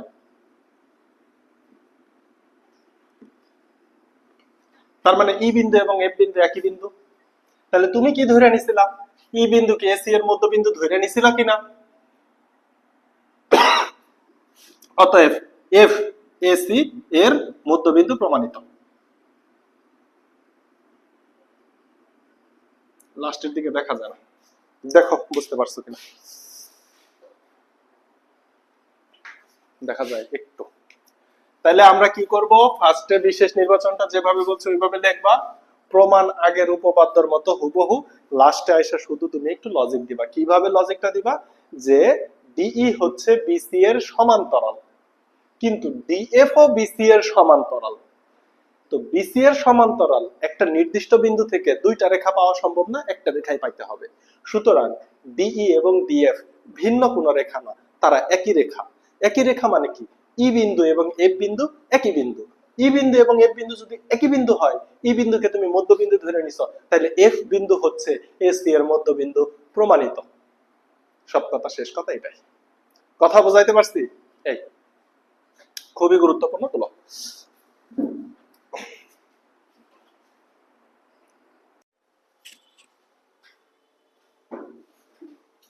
উদাহরণ 4 নাম্বারটা আমরা একটু দেখে ফেলি। তাহলে দেখো উদাহরণ 3 এবং 3 এর অনুরূপ একটা হয়ে গেল। এবার দেখো উদাহরণ 4। আমরা তো বলছি যে ত্রিভুজের যে যোগের বিধি, এটা দ্বারাই সবগুলো হয়ে যাবে, সেটা চতুর্ভুজ হোক ট্রাপিজিয়াম হোক, যে কোনো প্রমাণ আমরা ত্রিভুজ বিধি দিয়ে করে ফেলবো। খেয়াল করো, ভেক্টর পদ্ধতিতে প্রমাণ করো যে সামান্তরিকের কর্ণদ্বয় পরস্পরকে সমদ্বিখণ্ডিত করে। এইটা ফার্স্ট পড়ে আসছে হচ্ছে ক্লাস 8 এ। ক্লাস 8 এর কথা যাদের মনে আছে, এটা ক্লাস 8 এ কোথায় পড়ছো বলো? ক্লাস 8 এর এটা ছিল উপপাদ্য 1, 2 নম্বরে ছিল 3 নম্বর। হ্যাঁ, ক্লাস 8 এর উপপাদ্য 3, কারণ 2 নম্বরে ছিল হচ্ছে সামান্তরিকের বিপরীত বাহু সমান এবং সমান্তরাল, এটা প্রমাণ করতে বলে। 3 নম্বরে এটা প্রমাণ করতে বলে। তাহলে দেখো ফার্স্টে তোমার কি লাগবে? ফার্স্ট তোমার একটা সামান্তরিক লাগবে। এই হচ্ছে একটা সামান্তরিক, সামান্তরিকটার নাম দিয়ে দাও এ বি সি ডি, একটি সামান্তরিক। তাহলে সামান্তরিক যেহেতু, দিকগুলাও দিয়ে দাও। সমান্তরাল বাহুগুলা, বিপরীত বাহুগুলার দিক সেম হবে। এ থেকে বি দিক দিলে তোমার ডি থেকে সি এর দিক দিতে হবে, কারণ সামান্তরিকের বিপরীত বাহুগুলা সমান এবং সমান্তরাল। তুমি জানো দুইটি বাহু, দুইটি ভেক্টর সমান হওয়ার শর্ত কি? দিক একই হতে হবে। দিক সমান কি? দিক এক, মান এক, ধারক রেখা এক। পড়ছো না? আচ্ছা, তো তুমি এ থেকে বি দিতে পারো, অথবা বি থেকে যদি এ দাও তাহলে সি থেকে ডি দিবা। আমি এ থেকে বি দিলাম। আরেকটা হচ্ছে এ থেকে ডি, এবং এখানে তাহলে বি থেকে সি দিয়ে দিলাম। এখন তোমার লাগবে কি? দুইটা কর্ণ। তাহলে একটা কর্ণ হচ্ছে বিডি, আরেকটা কর্ণ হচ্ছে আরে এসি, আরেকটা কর্ণ। এই হচ্ছে সামান্তরিকের দুইটা কর্ণ। এই কর্ণ দুইটা পরস্পর ও বিন্দুতে ছেদ করে। এই কর্ণ দুইটা পরস্পর ও বিন্দুতে ছেদ করে। তো বিশেষ নির্বাচনটা আগে একটু দেখে আসি, পরে আমি হচ্ছে এই কর্ণের ডিরেকশনটা দেওয়া দেখাচ্ছি। বিশেষ নির্বাচন এখানে খুবই সহজ, সবই বলে দিছে। যে মনে করি সামান্তরিকের কর্ণদ্বয় পরস্পরকে সমদ্বিখণ্ডিত করে, এটা বলতে হবে তো। তাহলে সামান্তরিকটা এইখানে নাম ছিল না, এখানে নাম দেয়া আছে। তো বিশেষ নির্বাচনকে চিত্রের মাধ্যমে, সাধারণ নির্বাচনকে চিত্রের মাধ্যমে প্রকাশ করায় বিশেষ নির্বাচন। তাইলে দেখবা যে মনে করি এ বি সি ডি একটি সামান্তরিকের এসি ও বিডি কর্ণ পরস্পর ও বিন্দুতে ছেদ করে। এ বি সি ডি একটি সামান্তরিকের এসি ও বিডি কর্ণ পরস্পর ও বিন্দুতে ছেদ করে। প্রমাণ করতে হবে যে প্রমাণ করতে হবে যে এই যে এও, এই এও সমান হচ্ছে সিও এবং বিও সমান সমান ডিও। এখানে দিক ইম্পর্টেন্ট না। কেন দিক ইম্পর্টেন্ট না? কারণ হচ্ছে এইটুকু স্কেলার। এখন আসো আমি প্রমাণে যাব। প্রমাণ, কিন্তু প্রমাণে যাওয়ার আগে আমার আবার ডিরেকশন দিতে হবে। দেখো কর্ণের দিক কিভাবে দিব। কর্ণের দিক হচ্ছে তুমি ভূমি থেকে দাও অথবা উপর থেকে দাও। তুমি যদি এ থেকে সি এর দিকে দাও তাহলে তোমার এই যে এখানে এ থেকে যদি সি এর দিকে দাও তাহলে তোমার বি থেকে ডি এর দিকে দিতে হবে, তাইলে দেখবা কর্ণ মিলে গেছে। অথবা তুমি যদি ডি থেকে বি এর দিকে দাও তাহলে সি থেকে এ এর দিকে দিয়ে দিবা। অর্থাৎ নিচের দিক থেকে শুরু করলে দুইটাই নিচের দিক থেকে শুরু করব, উপরের দিক থেকে শুরু করলে দুইটাই উপরের দিক থেকে শুরু করব। ইচ্ছা। এবার আসো ওই সামান্তরিকটা কিভাবে প্রমাণ করছিলা? ক্লাস 8 এর প্রমাণের সাথে অনেক বেশি মিল। ক্লাস 8 এর প্রমাণের সাথে অনেক বেশি মিল। ক্লাস 8 এ কি করছিলা? এই যে দুইটা কর্ণ ছিল একটা সামান্তরিকের, তুমি দেখো এই একটা ত্রিভুজ নিছো, এই একটা ত্রিভুজ নিছো। এই দুইটা ত্রিভুজকে কিভাবে সর্বসম করছো? এই যে এই বাহুটার এই কোণটার মান যদি x হয়, এই কোণটাও x হবে। কারণ কি? তারা একান্তর কোণ। কারণ এই যে সামান্তরিকের বিপরীত বাহু সমান সমান্তরাল। যদি সমান্তরাল হয় তাদের ছেদক একান্তর কোণ হবে। তাহলে কোণ x এর সাথে কোণ x পাইছো। আবার এই y কোণের সাথে এই y কোণ পাইছো। তার মানে কি এইটা এবং এইটাও আবার একান্তর কোণ এবং বিপরীত বাহু দুইটা সমান। তাহলে দেখো তো দুইটা কোণ এবং একটা বাহু শর্ত মিলে গেল। দুই কোণ এক বাহু শর্ত মিলে গেল। তাহলে তুমি বলতে পারো এই ত্রিভুজটা এবং এই ত্রিভুজটা সর্বসম। ত্রিভুজ যদি সর্বসম হয় তাহলে এই অংশ এই অংশের সমান, এই অংশ এই অংশের সমান। এইভাবে প্রমাণ করছিলা। মোদ্দা কথা তুমি দুইটা ত্রিভুজকে নিছিলা, এই দুইটা ত্রিভুজকে নিয়ে কাজ করছিলা। এখন আমরাও এখানে এই ত্রিভুজ এবং এই ত্রিভুজকে নিয়ে কাজ করব। অথবা উপরে এই ত্রিভুজটা এবং এই ত্রিভুজটা নিয়েও কাজ করা যায়। তোমার পছন্দ মতো যে কোনো দুইটা ত্রিভুজ নিলেই হবে। কথা কি বোঝানো গেল? তাহলে চলো ত্রিভুজ নেওয়া যাক। তাহলে কি করবা? প্রমাণ। ফার্স্টে তুমি নিবা ত্রিভুজ A O D. A O D A vector যোগের বিধি অনুসারে, আমি আর কথাটা লিখলাম না, তোমরা লিখবা ত্রিভুজ A O D A vector যোগের বিধি অনুসারে। এবার বিধিটা দাও তো। এ থেকে ডি তে গেছো কিন্তু ডি থেকে কিন্তু ও তে আসতে পারতেছো না, কারণ বিপরীত দিক। তাহলে এদিক থেকে চিন্তা করো, এ ও প্লাস ওডি। এ O vector plus OD vector সমান সমান এডি ভেক্টর। এ O vector plus OD vector সমান সমান এডি ভেক্টর। একটা গেল, একটা গেল। আবার এই সাইডে আরেকটা ত্রিভুজ আছে না? এই ত্রিভুজের নাম কি? ত্রিভুজ বিওসি এ ভেক্টর যোগের বিধি অনুসারে। কথাগুলো স্পষ্ট বলে দিবা, ভেক্টর যোগের বিধি অনুসারে। তাহলে দেখো তো বি থেকে ও তে গেছে এবং ও থেকে সি তে গেছে। তাহলে তুমি ত্রিভুজ বিধি দাও, BO vector plus O C vector equal to BC vector. ভালো কথা। এবার তুমি জানো না সামান্তরিকের সামান্তরিকের বিপরীত বাহুগুলো সমান, বিপরীত বাহুগুলো সমান। এই কথাটা যদি তুমি জানো তাহলে কি তুমি বলতে পারো এডি সমান বিসি? তাহলে তুমি বলে দাও এডি ভেক্টর সমান সমান বিসি ভেক্টর। এবার মান বসাও তো। এডি ভেক্টরের মান কি পাইছো? দেখো তো এও প্লাস ওডি অথবা এও প্লাস ওডি ইকুয়াল টু বিসি এর মান কি পাইছো? দেখো তো বিও প্লাস ওসি। এটা কি পাইছো? বিসি সমান এও প্লাস ওডি বিও প্লাস ওসি। এবার একটু খেয়াল করো, এই এ ও এবং ওসি, এই ওসি কে যদি বাম সাইডে নিয়ে আসি তাহলে আমি একটা রেখা পেয়ে যাই। এ ও ওসি সম্পূর্ণ একটা কর্ণ পাই এবং বিও এর সাথে যদি ওডি নিতে পারি তাহলে আরেকটা কর্ণ পাই। তাহলে একটু সাইড চেঞ্জ করো, ওসিটা ডান সাইডে আছে, বামে নিয়ে আসো। তাহলে এ ও ভেক্টর ওসি যদি বাম সাইডে আসে তাহলে minus OC vector equal to BO আগে থেকেই ডানে ছিল বিও ভেক্টর এবং ওডি ভেক্টর ডান সাইডে গেলে এই হচ্ছে এইখান পর্যন্ত চলে আসলো। তাহলে দেখো এখন একটু খেয়াল করো, এও ভেক্টর মাইনাস ওসি ভেক্টর এটা যা হবে বিও ভেক্টর মাইনাস ওডি ভেক্টর তাই হবে, তাদের মাঝখানে কি চিহ্ন আছে? সমান চিহ্ন আছে। এবার একটা ঘটনা হচ্ছে, দুইটি ভেক্টর দুইটি ভেক্টর রাশির বিয়োগ ফলতে একটা ভেক্টর রাশি হবে এবং দুইটি ভেক্টর রাশির যোগ ফল একটা ভেক্টর রাশি হবে।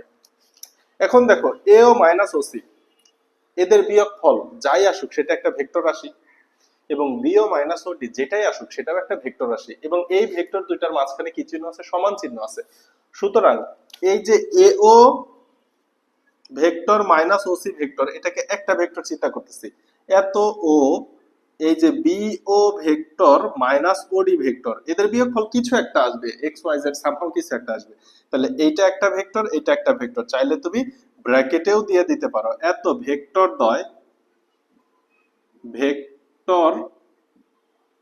দ্বয়ের ধারক রেখা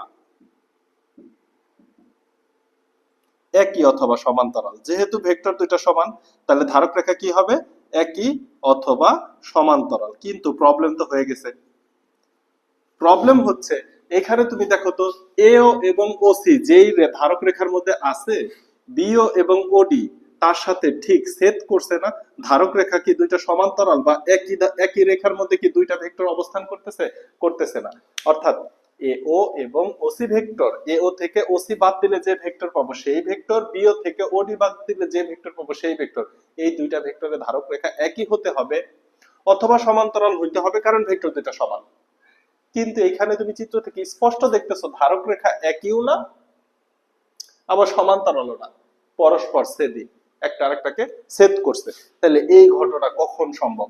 আমরা তো ফার্স্টেই পড়ে আসছি যে দুইটি ভেক্টর সমান হওয়ার শর্ত হচ্ছে তাদের ধারক রেখা একই অথবা সমান্তরাল। এখানে ভেক্টর দুইটা সমান হয়েছে কিন্তু তাদের ধারক রেখা একই অথবা সমান্তরাল হচ্ছে না। এইবার আসো এটা কখন সম্ভব তার আগে আমরা একটু জেনারেল হায়ার ম্যাথের তোমরা সেকেন্ড চ্যাপ্টার পড়ে আসছো।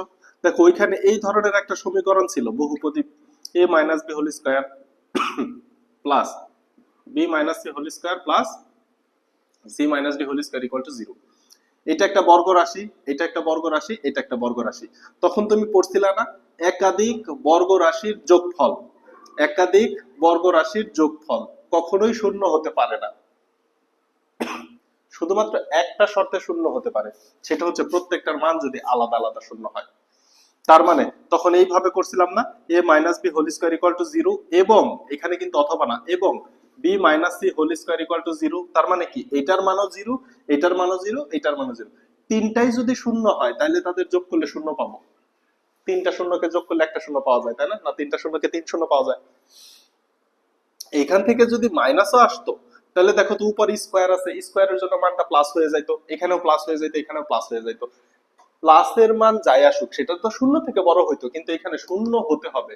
কোন শর্তে শূন্য হইতো? প্রত্যেকটার মান আলাদা আলাদা যদি শূন্য হয় তখন হচ্ছে এটা শূন্য হইতো। ঠিক এই কনসেপ্টটাই এইখানে কাজে লাগবে, এই কনসেপ্টটাই। সেটা হচ্ছে আমি দেখতেছি দুইটা ভেক্টর পরস্পর সমান, তাহলে তাদের ধারক রেখা একই হওয়ার কথা অথবা সমান্তরাল হওয়ার কথা, কিন্তু আমি দেখতেছি ধারক রেখা তো সমান্তরালও না, ধারক রেখা একইও না, ধারক রেখা পরস্পরকে ছেদ করছে। এই ঘটনা কখন সম্ভব?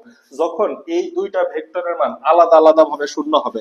এই কথাটা লিখতে হবে, আমি লেখাই দিচ্ছি, দুইটা ভেক্টরের মান আলাদা আলাদা ভাবে শূন্য হবে, অর্থাৎ এও ভেক্টর মাইনাস ওসি ভেক্টর সমান সমান শূন্য ভেক্টর হবে, এবং বিও ভেক্টর মাইনাস ওডি ভেক্টর এটা সমান সমান শূন্য হবে।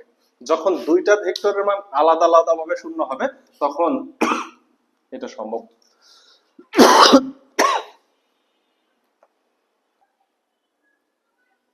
তাহলে এখানে কি লিখতে হবে যে এত এত ভেক্টর দ্বারা ধারক রেখা একই অথবা সমান্তরাল, এটা কখন সম্ভব?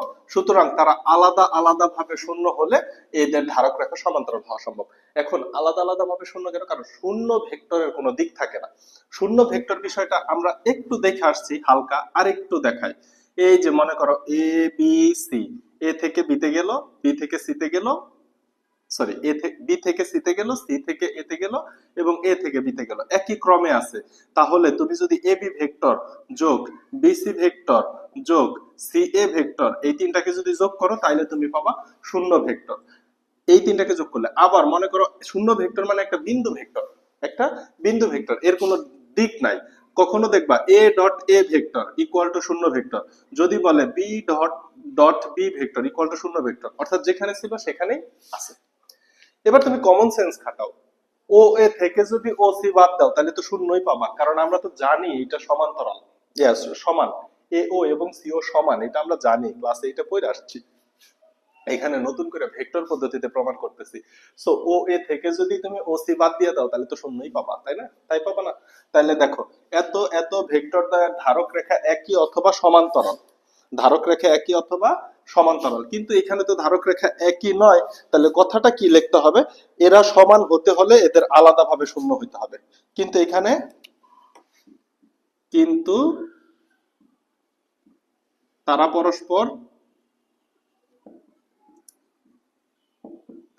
পরস্পর ছেদি। সুতরাং তারা সমান হতে হলে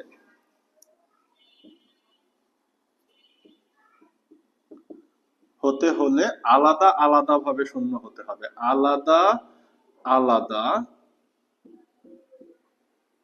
ভাবে শূন্য হতে হবে। আশা করি বুঝাইতে পারছি যে কেন তারা আলাদা আলাদা ভাবে শূন্য হইলো। তাহলে এইটা সমান শূন্য এবং এটা সমান শূন্য। এইবার ক্যালকুলেশন করো, এ ও ভেক্টর সমান সমান ও সি ভেক্টর, আমার তো মান লাগবে, তাহলে মডুলাস করে দাও এ ও ভেক্টর মড ও সি ভেক্টর মড, অথবা এ ও সমান ও সি, এবং এটা কেউ করে ফেলো বি ও ভেক্টর সমান ও ডি ভেক্টর, অথবা বি ও ভেক্টর কে মডুলাস ও ডি ভেক্টর কে মডুলাস, অথবা বি ও সমান ও ডি। অতএব প্রমাণিত। এখানে প্রমাণিত লিখে দিলেই কাজ শেষ। তাহলে এখানে সুন্দর করে একটু লিখে দিবা যে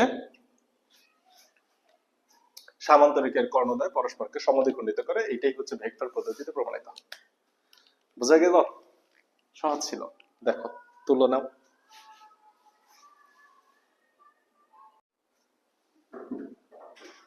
দেখো অনুশীলনের 12 নাম্বার, তাহলে একটা রাইমিং দেখো, রিদম দেখো, সেটা কি?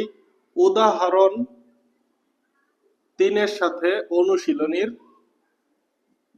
11 করলাম, উদাহরণ 4 এর সাথে অনুশীলনীর 12 করতেছি। বুঝতেছো ঘটনা মিলন আছে? এবার কি বলছে, ঘটনা কি বলছে? মাত্র যেটা প্রমাণ করলাম ঠিক তার বিপরীতটা প্রমাণ করা, যে কোন চতুর্ভুজের কর্ণদ্বয় পরস্পরকে সমদ্বিখণ্ডিত করলে, অর্থাৎ দুইটা কর্ণ পরস্পরকে সমদ্বিখণ্ডিত করবে, এটা দেওয়া আছে, ওই চতুর্ভুজটি একটি সামান্তরিক হবে, অর্থাৎ সামান্তরিক প্রমাণ করতে হবে। তো চিত্র আগের চিত্রই, এই হচ্ছে কোন একটা চতুর্ভুজ, এই হচ্ছে কোন একটা চতুর্ভুজ, চতুর্ভুজের কর্ণদ্বয়, তাহলে চতুর্ভুজের ডিরেকশন দিয়ে দাও।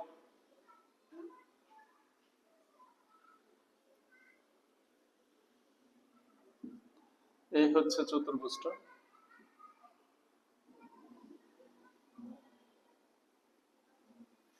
চতুর্ভুজের নাম দিয়ে দাও এ বি সি ডি, একটি চতুর্ভুজ, এ থেকে সি থেকে, এ থেকে ডি, ডি থেকে সি। এই চতুর্ভুজের দুইটা কর্ণ আছে, এই কর্ণ দুইটা হচ্ছে, একটা হচ্ছে বিডি, আরেকটা হচ্ছে এসি, পরস্পর ও বিন্দুতে ছেদ করে। এ থেকে সি এর দিকে ডিরেকশন দিলে এটা বি থেকে ডি এর দিকেই দিতে হবে, তাইলেই মিলে যাবে। যদি ডিরেকশন দিতে ভুল হয় তাহলে ত্রিভুজ বিধি দিতে তোমার সমস্যা হবে, মিলাইতে পারবে না। তাহলে তোমাকে কি দেওয়া আছে? এ বি সি ডি চতুর্ভুজের, এ বি সি ডি চতুর্ভুজের কর্ণদ্বয় ও বিন্দুতে পরস্পরকে সমদ্বিখণ্ডিত করে, পরস্পরকে সমদ্বিখণ্ডিত করে, অর্থাৎ এ ও সমান সমান ও সি, বা সিও লেখো, এবং বিও সমান সমান ওডি, একই ডিরেকশনে লিখলাম, আমার পরে মান বসাইতে সুবিধা হবে। এইটা তোমাকে দেয়া আছে, এইটা একটা গুরুত্বপূর্ণ ইনফরমেশন তোমাকে দেওয়া আছে। তোমাকে প্রমাণ করতে হবে যে এই চতুর্ভুজটি একটি সামান্তরিক। সামান্তরিক হওয়া শর্ত কি? বিপরীত বাহু সমান ও সমান্তরাল। আমাকে কি প্রমাণ করতে হবে? বিপরীত বাহু এক নম্বরে প্রমাণ করতে হবে হচ্ছে সমান, 2 নম্বরে প্রমাণ করতে হবে সমান্তরাল। বিপরীত বাহু সমান ও সমান্তরাল, এই দুইটাই যদি প্রমাণ করে ফেলি তাইলে আমি বলতে পারবো এবিসিডি একটি সামান্তরিক। কথা বোঝানো গেল? এজ ইউজুয়াল এই যে এই দুইটা নাও, বিপরীত বাহু নিয়ে যেহেতু কাজ করব, তাহলে প্রমাণে যাও। প্রমাণ, প্রথম ত্রিভুজটার নাম কি? ত্রিভুজ এওডি। ত্রিভুজ এওডি এ ভেক্টর যোগের বিধি অনুসারে কথাটা লেখো, A O vector plus OD vector equal to A থেকে ডি তে গেছে এডি ভেক্টর। দেখো ভেক্টর যোগের বিধি বুঝা গেলে তুমি দেখে দেখে লিখে ফেলতে পারবে, কোনো সমস্যা নেই। এবার ত্রিভুজ বিওসি, তখন তোমার ভেক্টর অ্যান্সার করতে ভালোই লাগবে। কারণ কি? তুমি শুধু মনে রাখবা যে সামান্তরিক যখন হবে যে কোনো দুইটা বাহু নিয়ে কাজ করব, ত্রিভুজ যখন হবে যে কোনো ছোট ত্রিভুজ বড় ত্রিভুজ নিয়ে কাজ করব, ট্রাপিজিয়ামের ক্ষেত্রে এই ধরনের কিছু দেখাই দিব। দেখো অবস্থান ভেক্টর দিয়ে করব ট্রাপিজিয়াম। তাহলে ত্রিভুজ বিওসি তে বিও থেকে ওসি, তাহলে BO vector plus OC vector সমান সমান বিসি ভেক্টর। এইখানে একটু কাজ করি, দেখো আমি এক লাইনে কাজগুলো করে দেই। এত বাহ, এই বিওর পরিবর্তে আমি কত লিখতে পারি? ওডি ভেক্টর প্লাস ওসি এর পরিবর্তে আমি কত লিখতে পারি? AO vector equal to BC vector. এত বাহ, এই যে দেখো এইখানে আমি মান বসাইছিলাম না, এটাকে সমীকরণে এক দাও। তাহলে ওডি ভেক্টর প্লাস এও ভেক্টর, ওডি প্লাস এও, দেখো দিকও ঠিক আছে, দিক নিয়েও কোনো সমস্যা নাই। তুমি আরেকটু চাইলে যে আমি এটাকে একটু বুঝাইতে চাই, যদিও দরকার নাই, এত ইকুয়াল টু বিসি ভেক্টর। তাহলে এটার পরিবর্তে তুমি কি এডি ভেক্টর বসাইতে পারো না? বা এডি ভেক্টর সমান সমান বিসি ভেক্টর। তুমি সাইড নোট দাও এক হতে, শেষ। এডি এবং বিসি ভেক্টর সমান, তাহলে ভেক্টর দুটো যেহেতু সমান তাহলে তাদের ধারক রেখা একই অথবা সমান্তরাল হবে। এখানে তো স্পষ্ট দেখা যাচ্ছে ধারক রেখা একই নয়, সুতরাং তাদের ধারক রেখা সমান্তরাল। এই গেলে একটা প্রমাণ। আর সেকেন্ড প্রমাণ হচ্ছে আমাকে এটা সমান প্রমাণ করতে হবে না, তাহলে সমান প্রমাণ করার জন্য আমি মডুলাস করে দেই, তাহলে তো মান চলে আসে এডি ভেক্টর সমান সমান বিসি ভেক্টর। এতবা এডি সমান বিসি, তাহলে বিপরীত বাহু দুইটা সমান, এটা প্রমাণ হয়ে গেল। আর সমান্তরালের ঘটনা কি বলবো? যে এডি ভেক্টর ও বিসি ভেক্টর, এই যে পুরোটা লিখবো না, এডি ও বিসি ভেক্টর দ্বয়ের, এডি ও বিসি ভেক্টর দ্বয়ের ধারক রেখা একই অথবা সমান্তরাল। এখানে ধারক রেখা একই নয়, এখানে ধারক রেখা একই নয়, সুতরাং এডি সমান্তরাল বিসি। তারপর একটু বর্ণনা লিখবে, এখানে প্রুফ লেখো না। তাহলে অতএব এবিসিডি একটি সামান্তরিক প্রমাণিত। অতএব এবিসিডি একটি সামান্তরিক। এই তো, এটা প্রমাণ করে ফেলবা। এখন এই ক্লাসে কি আরেকটু দেখাবো? ক্লাস তো বড় হয়ে যাচ্ছে অনেক। আর একটা মোস্ট ইম্পর্টেন্ট উপপাদ্য, সেটা হচ্ছে উদাহরণ 5। ভেক্টর পদ্ধতিতে প্রমাণ করো যে কোন চতুর্ভুজের সন্নিহিত বাহুগুলোর মধ্যবিন্দু সংযোগ রেখাংশ সমূহ একটি সামান্তরিক উৎপন্ন করে। কোন চতুর্ভুজ, যে কোনো শেপের একটা চতুর্ভুজ নাও, ভেক্টর পদ্ধতিতে প্রমাণ যেহেতু করব, তো চতুর্ভুজের শেপটা আমরা যে কোনো এলোমেলো শেপ নিতে পারো। এই মনে করো যে এই দিকে উপরে উঠে গেল, এই হচ্ছে একটা চতুর্ভুজ, এই হচ্ছে একটা চতুর্ভুজ। চতুর্ভুজের নাম এইভাবে দাও, এ বি সি ডি একটা চতুর্ভুজ। ভালো কথা। আমরা এ পর্যন্ত কোনো ম্যাথ কিন্তু অবস্থান ভেক্টর দ্বারা করি নাই, এই ম্যাথটা দেখো একটু অবস্থান ভেক্টর দ্বারা করি। তো এ বি সি ডি চতুর্ভুজের সন্নিহিত বাহুগুলোর, এ বি সি ডি চতুর্ভুজের সন্নিহিত বাহুগুলোর মধ্যবিন্দু, তাহলে এই যে এ বি এর মধ্যবিন্দুর নাম দাও পি, বিসি এর মধ্যবিন্দুর নাম দাও কিউ, সিডি এর মধ্যবিন্দুর নাম দাও হচ্ছে আর, পি কিউ আর এবং এইটার মধ্যবিন্দুর নাম দাও হচ্ছে এস। তাহলে ত্রিভুজের সন্নিহিত বাহুগুলোর মধ্যবিন্দু পাইছি, এই মধ্যবিন্দু সংযোগ রেখা সমূহ একটি সামান্তরিক উৎপন্ন করবে। মধ্যবিন্দুর এই যে রেখাগুলোকে সংযোগ করতে হবে, সংযোগ করলে সামান্তরিক হবে। তার আগে একটু ডিরেকশন চিন্তা করো। আমি এইখান থেকে এ বি ডিরেকশন দিব, বি থেকে আমি সি দিব, সি থেকে আমি ডি দিব, ডি থেকে আমি এ দিব। কথা হচ্ছে এটা তো র্যান্ডম একটা চতুর্ভুজ, সুতরাং এটা এমন না যে বর্গ সামান্তরিক বিপরীত বাহুগুলো সমান্তরাল, সুতরাং এ বি যেদিকে নিব ডিসি একই দিকে নিতে হবে এমন কোনো কথা নাই, নেওয়া যেত, কিন্তু এটা এই দিক থেকেই সুবিধা। কিভাবে সুবিধা? দেখো সবগুলা আমি একই ক্রমে নিছি, একই ক্রমে যদি নেই তাহলে তুমি জানো একই ক্রমে যদি সবগুলাকে যোগ করি A B plus BC plus CD plus DA vector সমান সমান 0। এটা ত্রিভুজের ক্ষেত্রেও আমি বারবার দেখাচ্ছি, অর্থাৎ এ থেকে বি তে গেছো, বি থেকে সি তে গেছো, সি থেকে ডি তে, ডি থেকে আবার এতে ফেরত আসছো, অর্থাৎ যেই বিন্দু থেকে যাত্রা শুরু সেই বিন্দুতেই ফিরে আসছো। তাহলে সবগুলার ভেক্টর যোগফলের মান কত হবে? 0 হবে। এইটাকে ইউজ করে এইটাকে প্রমাণ করাটা সব থেকে বেশি সুবিধাজনক হবে। বুঝতে পারছো? এটা তোমাদের উদাহরণে যেভাবে আছে ওই টাইপের যায়ও না, আমি যেটা করাচ্ছি এইটা একটু লেখা নাও। উদাহরণের মতোই করাবো, খুব ডিফারেন্ট কিছু তোমাকে করাবো না, একটু সহজ হবে, 2-3টা লাইন একটু কম হবে। তাহলে আমি ডিরেকশন একই দিকে দিয়ে দিছি। এইবার মধ্যবিন্দু গুলাকে যোগ করি। তাহলে পি ফার্স্টে যোগ করতে হবে এস এবং পি, আর এবং এস, পি কিউ এস আর।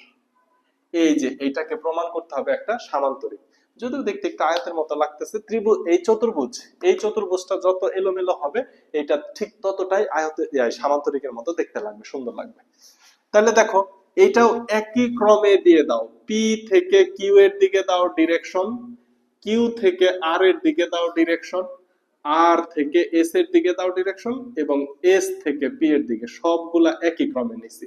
এবার দেখো বুঝতে পারতেছো কিনা। বিশেষ নির্বাচন, এ বি সি ডি একটি চতুর্ভুজ, এর সন্নিহিত বাহু এ বি বিসি সিডি এবং ডিএ এর মধ্যবিন্দু যথাক্রমে P Q R S, P কমা কিউ, কিউ কমা আর, আর কমা এস এবং এস কমা পি যোগ করি। প্রমাণ করতে হবে যে, প্রমাণ করতে হবে যে, বা প্রোকোজে প্রমাণ করতে হবে যে এই যে যে নতুন চতুর্ভুজটা পাইছো পি কিউ আর এস একটি সামান্তরিক, পি কিউ আর এস একটি সামান্তরিক, এটাই তো প্রমাণ করতে হবে। আচ্ছা, লাস্ট উপপাদ্যটা কি প্রমাণ করলাম? এটাই প্রমাণ করলাম না, একটা সামান্তরিক। তাহলে একটা সামান্তরিক প্রমাণ করার শর্ত কি? 1 নাম্বার বিপরীত বাহু সমান, 1 নাম্বার শর্ত হচ্ছে বিপরীত বাহু সমান, 2 নাম্বার শর্ত হচ্ছে বিপরীত বাহু সমান্তরাল, সমান এবং সমান্তরাল। এই দুইটা শর্ত যদি আমি ফিল আপ করাইতে পারি তাহলেই তো আমার প্রমাণটা হয়ে গেল। তাহলে তুমি বিশেষ নির্বাচনটা কিভাবে লিখবা? এবিসিডি চতুর্ভুজের এবি বিসি সিডি এবং এডি বাহুর মধ্যবিন্দু যথাক্রমে পি কিউ আর এস, সন্নিহিত বাহুগুলা পি কমা কিউ, কিউ কমা আর, আর কমা এস, এস কমা পি যোগ করি। প্রমাণ করতে হবে পি কিউ আর এস একটি সামান্তরিক। প্রমাণে যাব।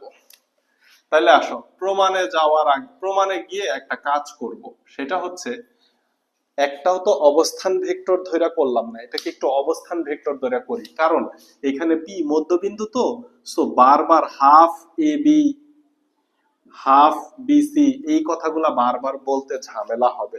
এই জন্য আমরা কি করব, এই যে যে এবি ভেক্টরটা আছে, এই এবি ভেক্টর সম্পূর্ণটাকে এ অবস্থান ভেক্টর দ্বারা ধরে নিলাম, বিসি কে বি অবস্থান ভেক্টর, সিডি কে সি অবস্থান ভেক্টর, ডিএ কে ডি অবস্থান ভেক্টর। তাহলে কথাটা এইভাবে লিখবা যে, মনে করি এবিসিডি, আচ্ছা এই যে ধরি আর কি, ধরি ধরি এইভাবে লেখো, এ বি ভেক্টর সমান সমান এ ভেক্টর স্মল লেটারে প্রকাশ করলাম, বিসি ভেক্টর সমান সমান বি ভেক্টর, সিডি ভেক্টর সমান সমান সি ভেক্টর এবং DA vector not AD, DA vector সমান সমান ডি ভেক্টর, স্মল লেটারে এটা প্রকাশ করে নিলাম।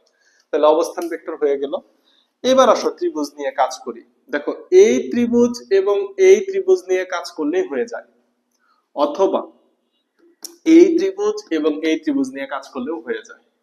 কথা কি বুঝাইতে পারছি? তো তোমাদের বইয়ে যে দুইটা দেওয়া আছে আমি ওইটাই দিই। তোমাদের বইয়ে দেওয়া আছে পি বি কিউ, তাহলে তুমি লেখো ত্রিভুজ পি বি কিউ এ। ত্রিভুজ P B Q A vector যোগের বিধি দিব, তাহলে লিখবা ত্রিভুজ P B Q A vector যোগের বিধি অনুসারে, ভেক্টর যোগের বিধি অনুসারে। দেখো তো পিবি এবং বি কিউ একই ক্রমে আছে এবং পি কিউ বিপরীত ক্রমে আছে, তাহলে পিবি এবং বি কিউ কে যদি যোগ করি তাহলে পি কিউ পাওয়ার কথা।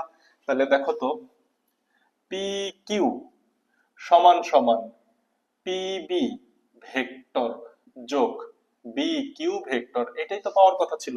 পি থেকে কিউ যোগ করলে পি থেকে বি এবং বি থেকে কিউ পাওয়ার কথা ছিল। এত সমান সমান এটাকে কি একটু অবস্থান ভেক্টর দ্বারা প্রকাশ করছিলাম না?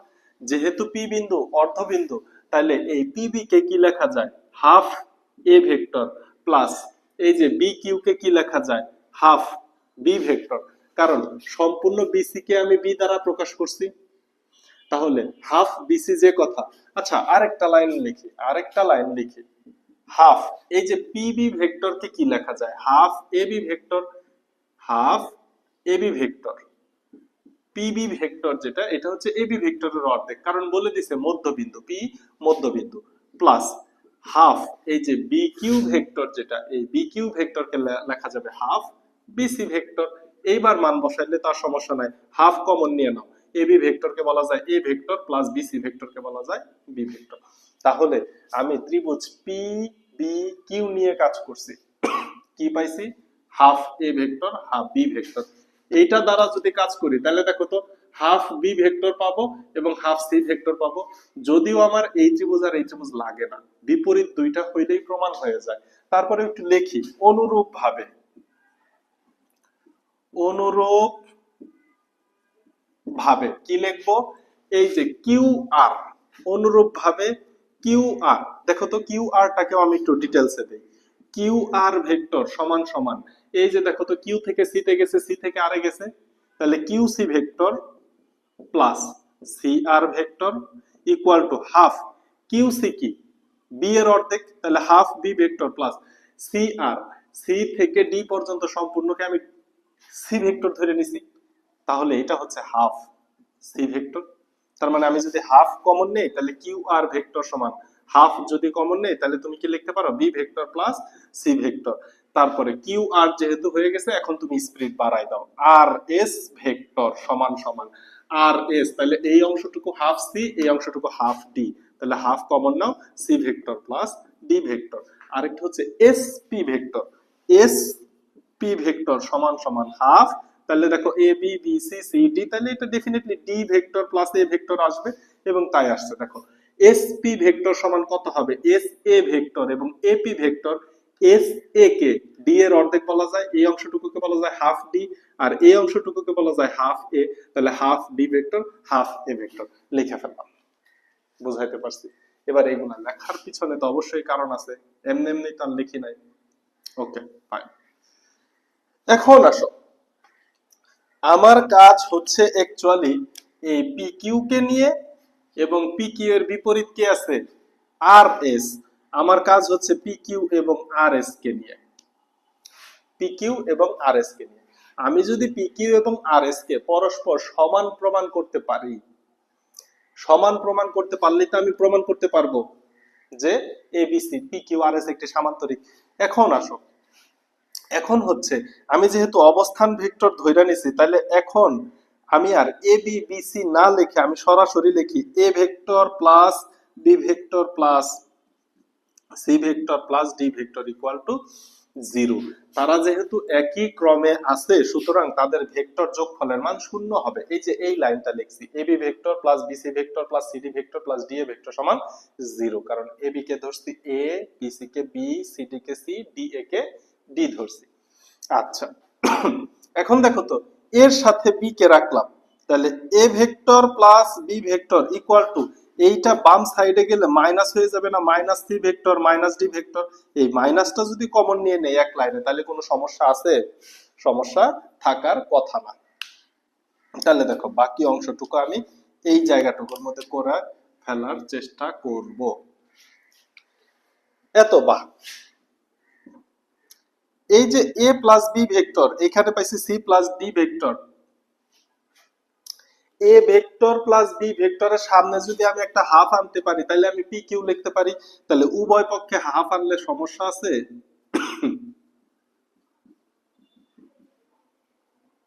Minus half C vector plus D vector.